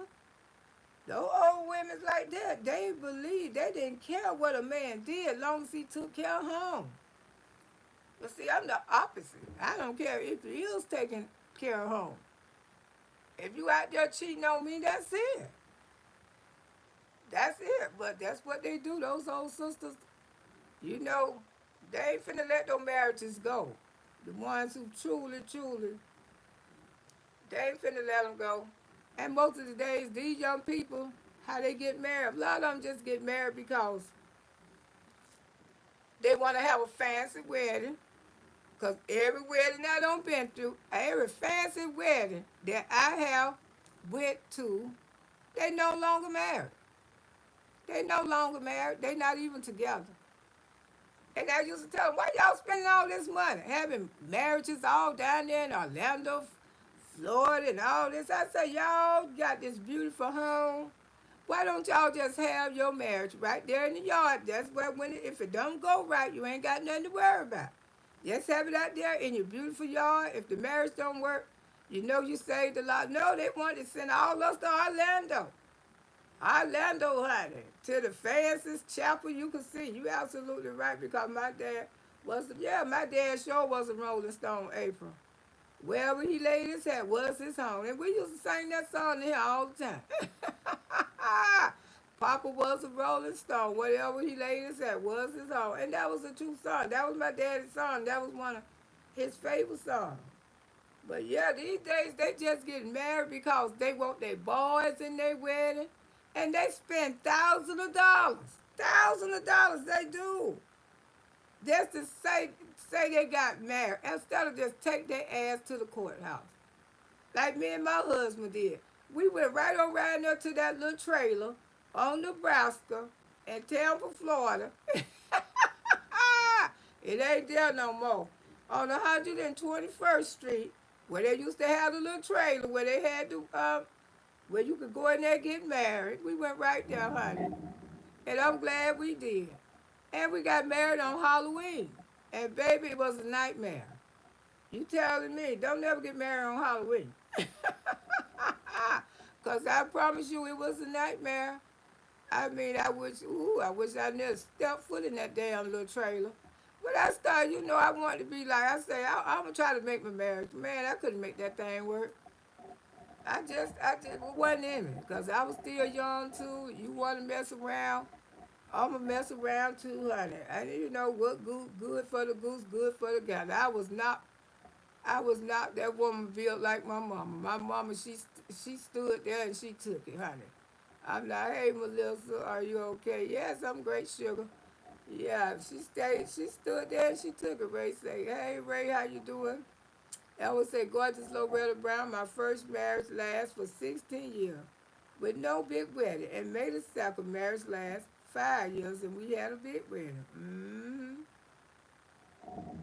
Yeah, mine last for some years, but they was rough years. They was rough years. They was a whole lot of fighting, a whole lot of. It was a lot. It was a lot. And the last time when he went to prison, that's how I ended up getting my divorce. I got a free divorce. Because I was around here talking to lawyers and stuff, and it was in the thousands that they wanted me to pay. Because, by that time, we didn't realize it, but we was together for like 10 years, off and on, off and on. But when he went to prison, the girl told me, said, you wanted him to divorce you? I said, yeah. She said, don't write him. Don't send him no money. Don't go see him. Don't do none of those things. And I guarantee you, he will divorce you and you will not have to pay a dime. And she sure was telling the truth. I mean, it ain't cost me nothing but $2 for my divorce. Because when he sent me no papers from prison, and I Federal Express, no papers right back to him. I went up to this little corner store. I signed no papers and I sent them. I sent them right away because I wasn't trying to be in that mess no more, man. I had been through a lot with that man. I ain't built out the same stuff that my mama built out. Because in that Bible, people don't realize it. Once you don't went out there and had sexual relationship with somebody else, you divorcing God outside anyway. The marriage is over. Once y'all go out there and admit adultery, that marriage ain't no longer valid. I don't care if you else got a piece of paper. I don't care who cheated, but according to that Bible, that marriage is no longer. When you cheat on your wife, when you cheat on your husband, that marriage is no longer sealed in God's eyes. It's just like a divorce. You don't went out there and been with somebody else. And everybody used to say, it ain't nothing but a paper, Loretta. It's more than a paper. Because I'm going to tell y'all why it's more than a paper. Because if something happened to your husband, there ain't no other woman. And that's why you should never shite with a married man that have not got a divorce. Because if that man die, or he get in a lawsuit, the wife can come along and get every damn penny. And then if you don't live with him for 10 years and he married, and he happened to die, you don't even count, honey. She can go and she can control the funeral. She can handle anything, baby. And everything, most of the time they do, and she don't even have to let you come to the burial. So don't shite with a married man. I'm telling you, if that man cannot get his divorce and marry you, you wasting your time. Because once that man, something happened to him, the wife got all the power. You ain't got nothing. And ain't no way I'm going to shite with a man that I know he's still married. Because that let you know he ain't ready to depart from that woman. And a lot of y'all do that. Y'all jump up. Y'all move in with men who still married. You can't do that, honey. Because something happened to that man, you gonna be out there, you gonna have to sue. You gonna have to sue to get what you want. Cause I had a girlfriend, she wasn't married to the guy, but he had an insurance policy that he left to her and put his last name, gave her his last name, but they was not legally married. And do you know his wife, the one who he was legally married to, she contested that. And do you know they had to split that insurance policy in half? The wife did. The wife got half of the money and the children. They sued her for that insurance policy. He put it in her name, put it in his last name, but they was not married. So the children and the wife sued her for that insurance policy. She didn't even get the whole insurance policy. So that piece of paper is more than a piece of paper. I'm telling you. It means a lot when you involved with a man, honey. Yeah, I mean, she said, you really, they could do this? I said, girl, I don't know. But they did. They did do it. She couldn't cash that insurance policy in. They held that insurance policy, honey, and they went to court. And she had to settle for some of the money. She couldn't even get all the money. She couldn't even get all the money because the children sued right along with the mama. But you know, he had more than one policy. All his other policies, buried him. But he wanted her to have that special policy. I don't know. They was in a relationship, but he hadn't got his divorce yet or whatever. But I guess he felt some type of way about her. And matter of fact, that something was going to happen to him. So he left an insurance policy for her in his last name. And when they went to digging and proling, they seen this insurance policy was there, honey. They took her, it stayed up, it got tied up in court for about 2 years. They had to agree to some type of a settlement or she was not going to get that money. So make sure whoever you involved with, honey, if you sleeping with a man, is married, you better make sure that man get his divorce. That's all I gotta say. I don't know who's gonna go first or leave first, but if you don't get it straightened out, you will have problems. And I used to tell her the same thing. Why you ain't making him get his divorce? And she had started helping him get his divorce. He felt like it cost so many thousands of dollars to get his divorce. I think that man ain't never want to divorce that woman. I really do, because he never did divorce her. He ended up getting in a car accident. I said, why he just taking his time to get a divorce and stuff. I said, why he don't get a damn divorce? I don't know. I keep telling him. And then when something happened, ain't nobody know he was going to end up in a car accident. And she didn't even know he had an insurance policy for her, baby. And we said, oh, I hope they don't find out. But those children pro and that wife pro, because she was already pissed off. You was with her husband. And she still loved him. And she seen you raised from a little girl and you end up being grown and getting with her husband. I used to tell her, it's a lot of feelings there. It's a lot of conflicts there. She probably seen you been raised from a little child. She never thought that you would end up with her husband. Which one, her husband was separated, but he was with some other woman first. But just the idea, your neighborhood neighbor end up with your husband, the little girl you seen raised from a little bitty girl, now she a grown woman, she jump up and get with your husband. And when he died, all he left was the law, literally. Yeah, she had to fight. She had to fight like 2 years for that money. Like I said, he had more than one policy. But he had left her that special policy for her. That's supposed to be her money to do whatever she wanted to do when he died. Because all the other policies, they bear her. Because honey, when my mama died, she had like 4 or 5 policies. My mama had so many policies on her. Honey, she sure did. And she left my baby sister in charge. My mama had a policy for this, a policy for, you know how the old people do? When they die, Baby, they be having some policies. I'm telling you. They be protecting themselves. They don't want you to be around here suffering and crying when they leave here. They want to leave you a little something, you know. And I feel the same way about my two kids. I don't want them to be suffering and crying. And I got different policies on me too. I got policies through the bank. You know, I don't want them to have that burden. I want them to be happy and rejoice. And you know, that's where, you know, like I say, when we get older, we start go to thinking about our parents, how they did stuff. And you know, the old sisters, they be having all kind of policies. Raw say, I ain't leaving it. Well, you know, a lot of people feel like that about their children.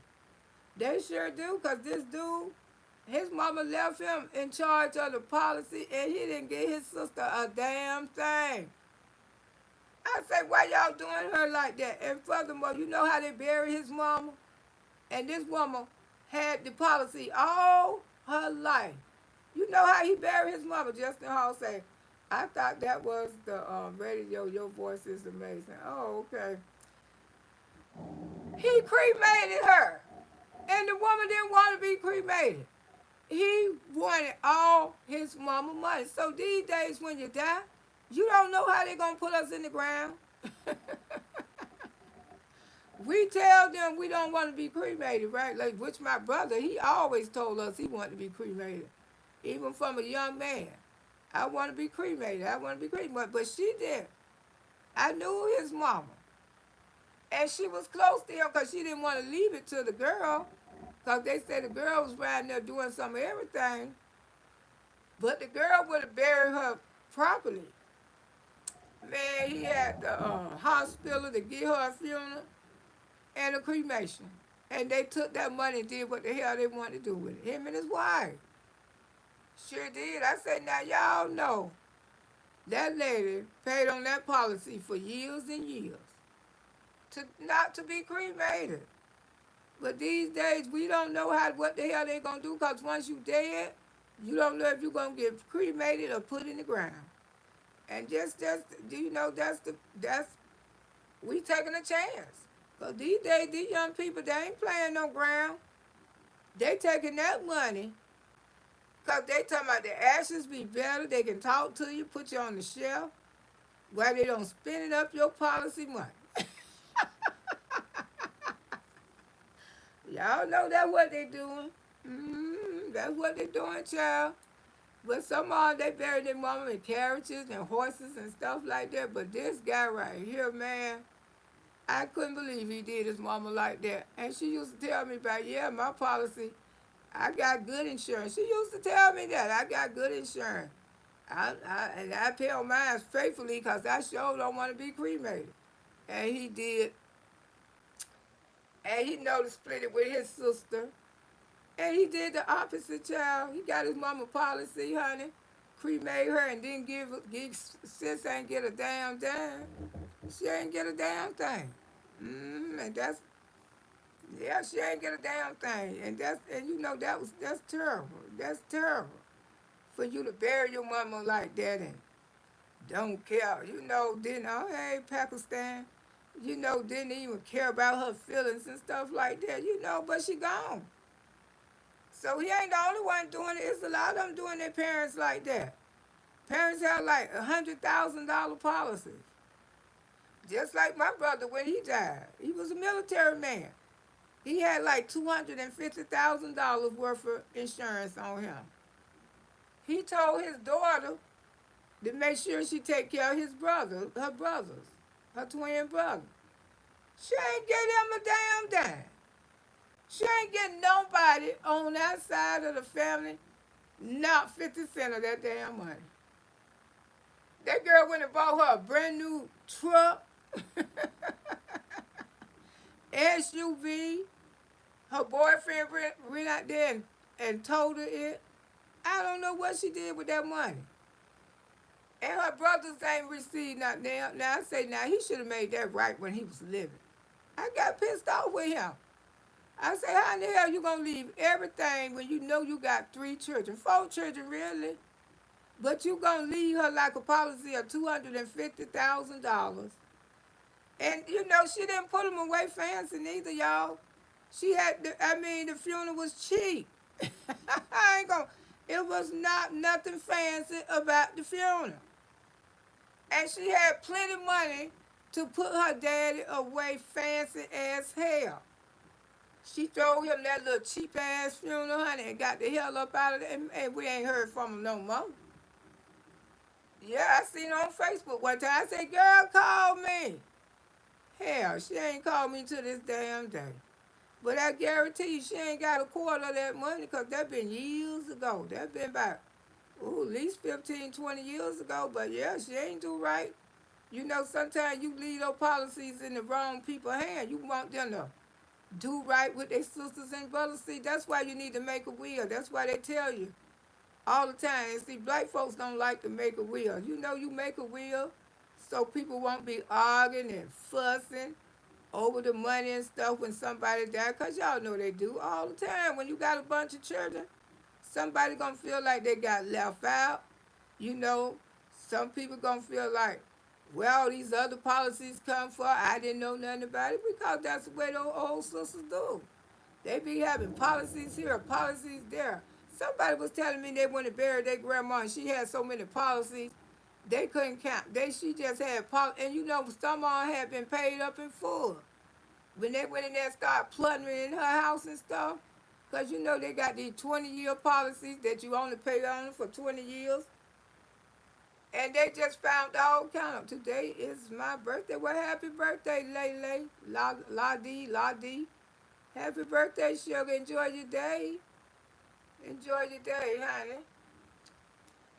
And, yeah, these elderly people, they be something else. And, you know, a lot of them outlive their policies now. And that's why they have them paid in full, because people living a long time. Shoot, 82. Most of the policies goes to 82. And they don't, you know, they have those paid in full policy. Hey, Good Eats by Robin.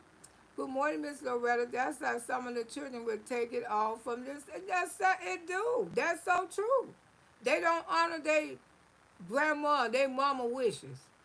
You know? But we did everything what our mama told us to do. You know, she told us when a certain person went to acting up, don't tell him nothing. She ain't tell me, but she told my sister. You know, because my mama, I didn't want to be over her stuff. I told, she used to try to tell me all the time, Loretta, the policies, this what I got. I said, Mama, I don't want to talk about no policies. I don't want to hear that, Mama. She used to try to tell me all the time when she was living. Well, you need to, because I am going to get ready to go. I said, Mama, I ain't talking about that with you. She used to want to tell me about the policies, where the policies at, what to do. And I just didn't want to hear that, y'all. You know, I just, the thought of her leaving me was heartbreaking.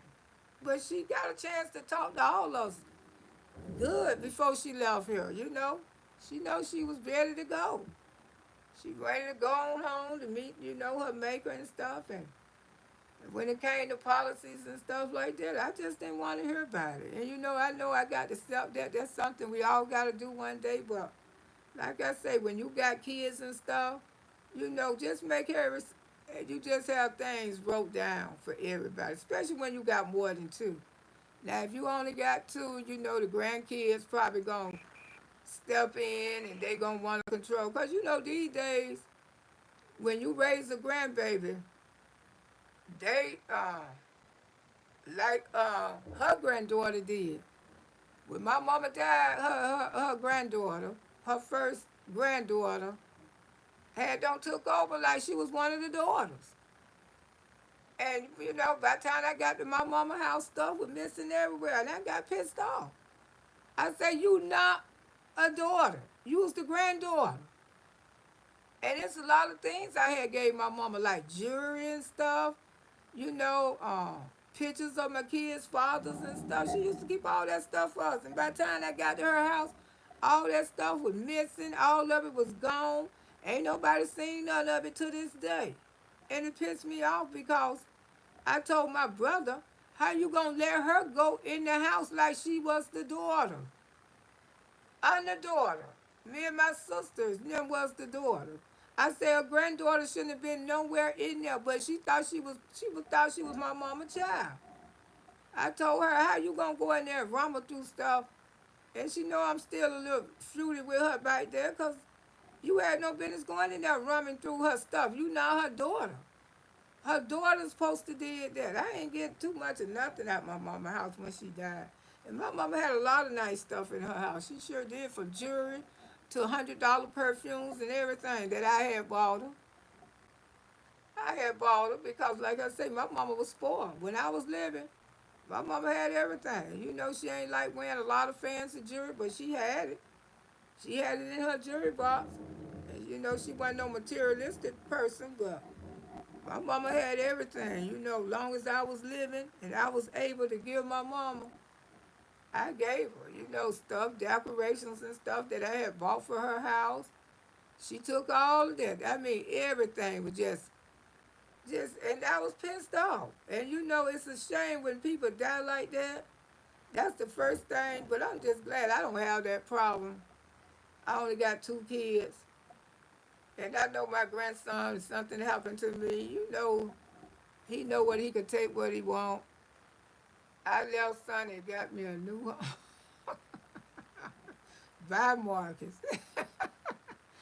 You know, but people don't like to talk about situations like that. But that's something we all got to do. And, you know, to keep down a lot of arguments and stuff, that's why a lot of people make wills and stuff. You know, it ain't, you know, it's something that we all got to do.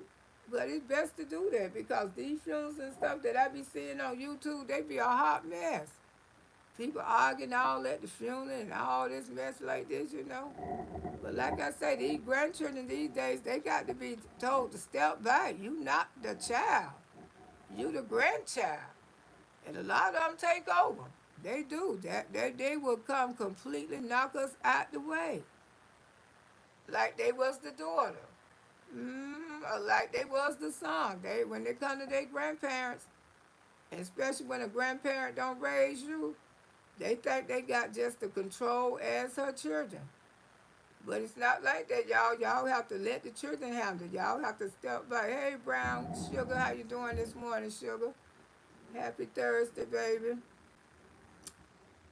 But yeah, you know, I'm just sitting up here just talking. Auntie gonna get ready and get on off of here. But yes, you know, people just need to stop judging people. You know, when you see people out there drinking a little bit, you can't call, you know, people drink for a reason. Because I know I did. I drank for a reason.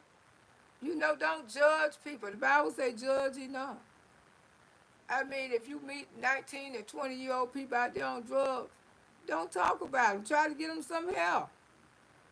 Because I'm not going to look at nobody different because they 19 years old and somebody introduced them to some crack. You know, I almost feel bad for them because it shows you what type of people that a person hang around. And that's why I tell you, you got to teach the children, pick your fellowship. And sometimes they don't want to use drugs. But you mind how you smoke weed with people. Because that person can use drugs and they don't have to use it no more. But then you got some people who use drugs and they hook from their first time. Mm-hmm. Marcus, you would never whip Sonny. You want a nasty name, you know. You know, Marcus and you know what Sonny going through. Sonny is a young lady over there. She got some, you know, she going through something. You know, if her attitude bad, you know, I'm not gonna judge about her attitude. I mean, cause I can't predict the way she is, cause I'm not in her shoes. I don't know how I would be to be a paraplegic and only use of one arm. I don't know how my attitude would be. So I'm just gonna leave it as that. I'm not gonna judge her, judge her not. You know, if y'all don't like the things that she say over there saying, I know when she get like that, I don't too much watch her. I wait and come back another time, let her cool down. Good East Robin say, Mama, the biggest of the money are for himself start having anything to do with the test of us. I would never thought my older brother would be so damn greedy for all the money. Yeah, girl, let me tell you what my brother did to us, honey. And you know, like I say, I was so hurt. I was just so hurt by my mama death. He put a for sale sign out there in the yard, and we hadn't even buried my mama. Nasty. Baby brother. Already got plenty of money, got a beautiful home like a celebrity, drop here, basketball court, 2 and 3 swimming pools, jacuzzi. He put a for sale sign out there in my mama yard, selling her house, and she wasn't even in the grave. And my brother who got murdered, he the one paid for that property for my mama. That should have been his house.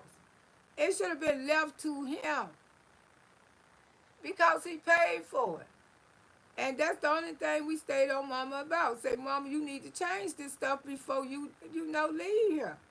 Oh, he gonna do the right thing. Y'all know y'all baby brother gonna do the right thing. And I don't know why I didn't get a damn lawyer and did what they did about my girlfriend. His people did about her policy. Yeah, we could have contested that. We could have fought that. I don't know why the hell I didn't do it, April. I regret that because he was so nasty. Mama wasn't even in the ground. And he set his ass up there in the damn funeral. I don't care if you hear me. I'm telling the damn truth. In the funeral, he was so mad about insurance policies and stuff till he sat there and went to sleep.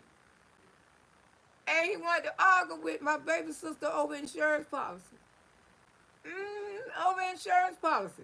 Because my mama already knew he was going to act ugly. Because he was the baby. He was spoiled as hell. They always treated that boy better than they treated us any damn way. We already were used to that. You know, that's why I'm saying, I'm thanks God I didn't have number 2. Because I ain't want to mistreat now. One of mine's better than the other one. Yeah, sat there and went to sleep. Had a for sale sign on the property. He was real nasty when my mama died.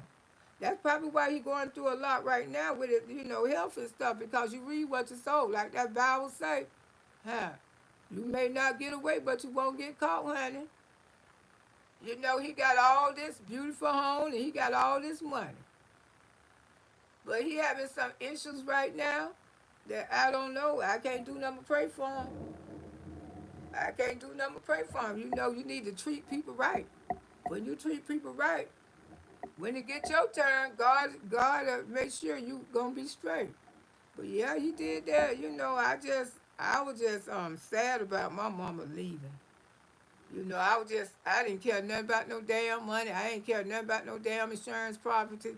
No insurance policy. I didn't give a damn about no land. I wanted my mama back. And I know that something was not gonna happen. That's why I say he can have it. He can have it all. He can do what the hell he want to do with it. Sure could. He could do what he want to do with it. And I didn't even, after they buried my mama and stuff, and what she had left, my sister split it between us and stuff like that. But I didn't even really want that money. I really did. I didn't even want it because I would have rather gave that money back than to have my mama. And that's why he got away with a lot. And then my brother ended up getting murdered and stuff like that, child. It was a lot. It was a lot going on with my family, but I ain't finna get out here and discuss it because there's a lot of stuff I want to put on members only. Just talk about it with the members and stuff like that because I think only to get into my deep stories of my life, it should be. And I know I've been saying this for a minute, but that's the way I'm going to do things. It's going to be on members only because when you tell some compassion stories about your lifetime, everybody don't need to hear because everybody's not here for you on this app, A lot of people is waiting on stuff for you to say, and then they get mad at you, and then they turn around and use it against you, That's what they do. They don't do it if you came out here and told a lie of you just out here faking the funk. But they gone with it. They don't go running with it. Oh. Boy, these people make me laugh. I'm telling you, they make Auntie laugh, boy. Just to see how some of them move and stuff, I say, Lord Jesus, help their soul, Father, because a lot of them just don't know, they just don't understand. Just be with them, Father. Just be with them, because I'm telling you, it's get to be quite laughable out here sometimes. But yeah, you know, so one to say Mark is too classy, but it's a bottom feeder, aka crab catfish. He is a wonder, and he's a smooth talker, baby. And you know, when he did that with Sonny, he only did that to grow his channel. He ain't never been interested in Sonny. Sonny, Yandy. No, oh my God, thank you for the tremendous blessing. Charlene, I sure appreciate you so much. Auntie just stopping by to show some love since everyone else support who they want to. So can I. I know that's right. Love you, Auntie. Thank you, baby. Thank you so much. I mean, thank you. God gonna bless you tremendously. And you know, and I appreciate you. I appreciate all of y'all. And what's the name who sent me the blessing in the mail? I'm gonna be sending you something. And, Charlene, if you got a post office box, you can email it to me. I'm gonna be sending y'all something because I do want to show my gratitude, show y'all in other ways. Because a lot of times, you know, people think that you have to show your appreciation through cash monetaries and stuff like that. But no, you can show your appreciation in other ways, what people do for you.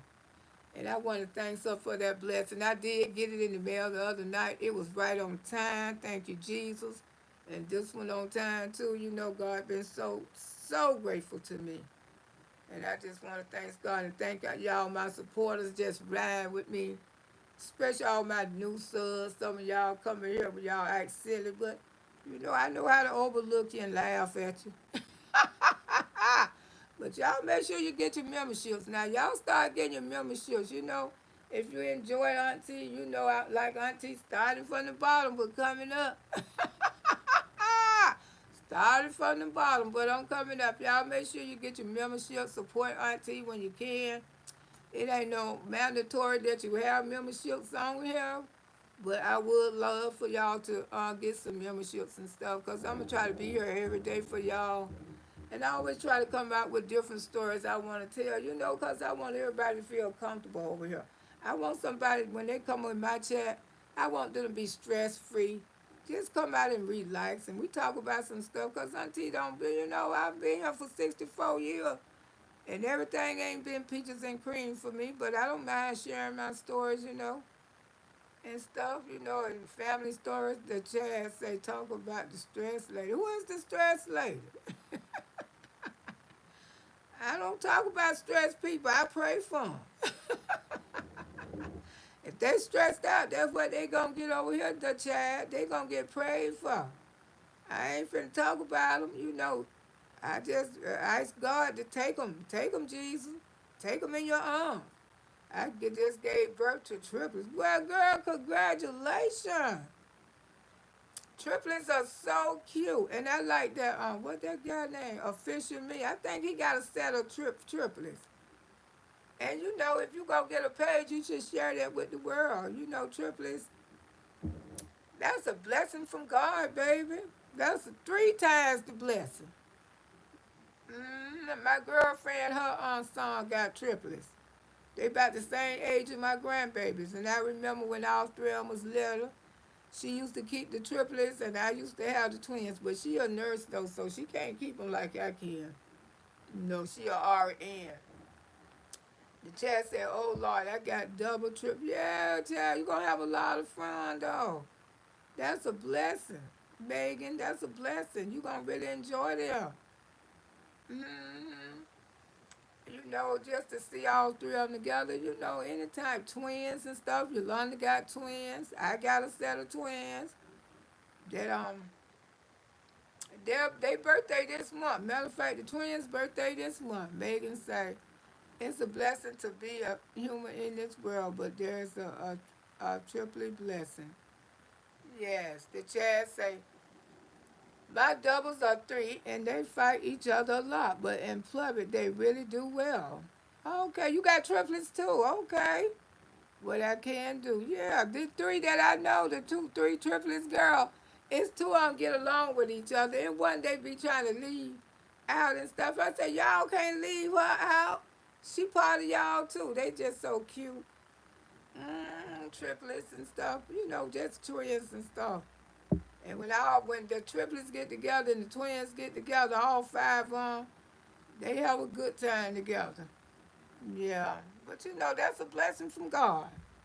Anything God do for us is always a blessing. Yes, it is, y'all. It is a blessing from God. I'm just, like I say, Auntie, I'm just being me. I just want to be me, and I like to talk about stuff like this because I feel so good when I get off of here. I went through a lot when I was out here doing all that tearing down, disrespectful, cussing. Okay, their names are Ocean, Transformer, but I don't know what to name the boy. Okay. Wow.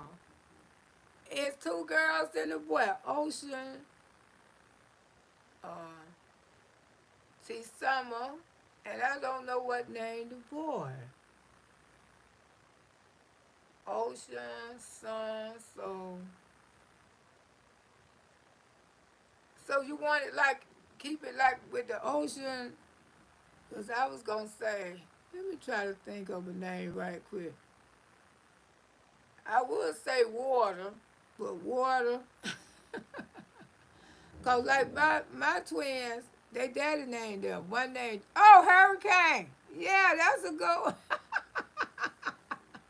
Boyfriend got pregnant, left before I gave birth. Okay, Hurricane. I would say Hurricane or water or Storm. Storm. Storm could be a man, and hey, Buttercream, how you doing? Yeah, a storm, hurricane, a river. Yeah, river sound good. Cause just like my twins, one named Journey and one named Faith. They daddy gave, yeah, Storm. Storm is a good one. I like Storm. Uh-huh. Megan, cause you already got Son and said River like the river. Either River, yeah, River is a good one too. Yeah, these names these days. And I say, every time I look up, I see a little girl named Journey. I say, everybody baby named Journey. If everybody name ain't Journey, everybody baby named Faith. I say, those are some popular names, Journey and Faith. My twins named Journey and Faith. And every time I look, somebody got a Journey or either a Faith. hmm And I call them Fayway, Fayway. Hey, Sunshine Chronicles. I call Fayway, and I call Journey Juice. I nicknamed them Journey Juice, but honey, they don't got 7 now. They be talking about, it's Journey, Grandma. I say, I don't care how old you get. You gonna still be my Journey Juice. And Fayway, you still gonna be my Fayway because you always like to have your way. A good triplet name. Here's Hope. Oh, Hope, Faith, and Wish. Oh, I like that. Hope, Faith, and Wish. I like that. I do. Charlotte say Star and Stormy. Okay, Megan say, oh yeah, those are some good names. Yeah, those are some good names. Mm. Ain't your mama looking for you, Jake? I think I hear her calling you. Hey, Drew, how you doing, sugar? Happy Thursday. Let me get on. I'm going to be over here for about 2 more minutes. Auntie gonna get on because Jake, your mama looking for you. She will spank you right about now. Oh, Buttercream say April, May, and June. I like that too, Buttercream. I do. I like it too. Those are some good names. Because these days, if they name the children name Cash, they name the children Money. But see, they give these children no peer practice name, Gorgeous and all. I mean, you got to really live up to your name. Hey, Catherine, how you doing, sugar? Good morning, Sister Loretta, and everyone in the chat. Sleeping this morning, eye issues, back to the doctor. Yes, girl, I got to get there too, but you going to be fine, baby. Don't you even worry about it. You going to be fine. Oh, Desmond. Megan say Daisy and Sunflower. Yeah, those are three triplets names too. Yeah, those are three. You got all kind of names, because these days the names are different. You know, people name people like earth names and stuff like that. And names that, take you on a journey, like Journey and Faith. Different names like that and stuff like that. Catherine say, I used to work with someone and her granddaughter with Faith, Hope, and Trust. Oh, wow. Yeah, when he came up with those names, when they was in her slum, he said, Mom, I found the name. He say Faith and Journey. How you like those? I say I love them. I love those names, Faith and Journey. And boy, they live up to their names too. They act just like a Faith and Journey.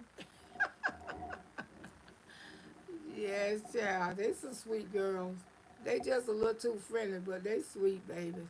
My baby names are Ocean, Tisama, and River. And I'm filling in the form. Okay, sit down. Oh boy, we helped her. Yay! We helped Megan. Yeah, we named phenomenal. We know for naming stuff on here. Auntie don't name so much stuff on this YouTube streets, but they ain't gonna never give me my credit. They ain't gonna never give Auntie her credit. I ain't gonna even worry about it no more. Yes, I'm just gonna keep on naming stuff. Treasure say, "Hey, Treasure, how you doing, love?" LOL. Oh boy. Mm. Oh boy. Do you have any parents? ISML. You got some parents. Then you need to go find them, sugar, cause you don't roll up on the wrong bus. Your parents not over here. IMSLLL. They not over here, baby. You don't hit the wrong bus. See you later. Pebble said, hi, you remind me of a butterfly. Oh, thank you. I mean, that's a good thing, right? Ooh, Auntie, you looking beautiful. Thank you, Drew. Thank you. Thank you, Drew. Y'all make sure y'all subscribe to the channel. Now I'll be back tomorrow. 7. 7 between 7 and, ooh, it's almost 9:30. Okay. Now you know. And when you can, get your membership too, okay? Auntie, appreciate it. Okay, let me see. Oh, my goodness. Auntie don't been on here a long time. I guess time go by fast when you having fun. Hey, Sonny. Have a lovely day. You too, Sonny. Take care of yourself, baby. Yes, I'm going to get on off of here, but y'all can tune in tomorrow if you want to. You know it's free. It don't cost nothing. We just a free spirit channel over here. Talk about a lot. hmm But Auntie gonna soon get some phones, start letting people call in. I got to change the scenery because it's different people. HP, have a great day, everyone. You too, HP. I appreciate your love. Drew say where you from, Auntie? Let's get some breakfast. Oh, I'm from Florida. You here in Florida? If you here in Florida, if you ain't too far from me, I sure can go out there and yeah, I eat some breakfast this morning. Hey, Scud plays. Woo, Auntie gotta get up off this app, y'all. Y'all coming in here messing with Auntie this morning. I appreciate it. I love all of y'all. I don't care where you come from, what you done did, what you done done. We don't judge over here. We love everybody. That's right. We love everybody. Everybody welcome to Auntie house when we get on the bus and discuss some stuff. Damn it, I'm in Ohio. Yeah, Ohio. Never been there. hmm That's where they found the girls in, right? The man who had the girls in the room for 10 years. Was that Ohio? Hey, baby, I can't pronounce your name, but I'm getting ready to get up off of here. Y'all, okay. Oh, okay, yeah. Samantha, Amanda, and all of them. Yeah, oh, that was Cleveland, Ohio. What is Cleveland, Ohio? Yeah, Predator, perfect. Predator. Yeah, there's still a lot of 'em. Probably somebody locked up in somebody's place, right? You know, on TV thinking like that. I think, but y'all, you know, you never know, honey. You never know. All right, y'all. I really enjoyed y'all, but Auntie gotta go. I appreciate you in every way. Don't get nothing on you. That's right. Y'all make sure y'all subscribe to the channel. Support me. Yesterday I almost got almost 100 subscribers.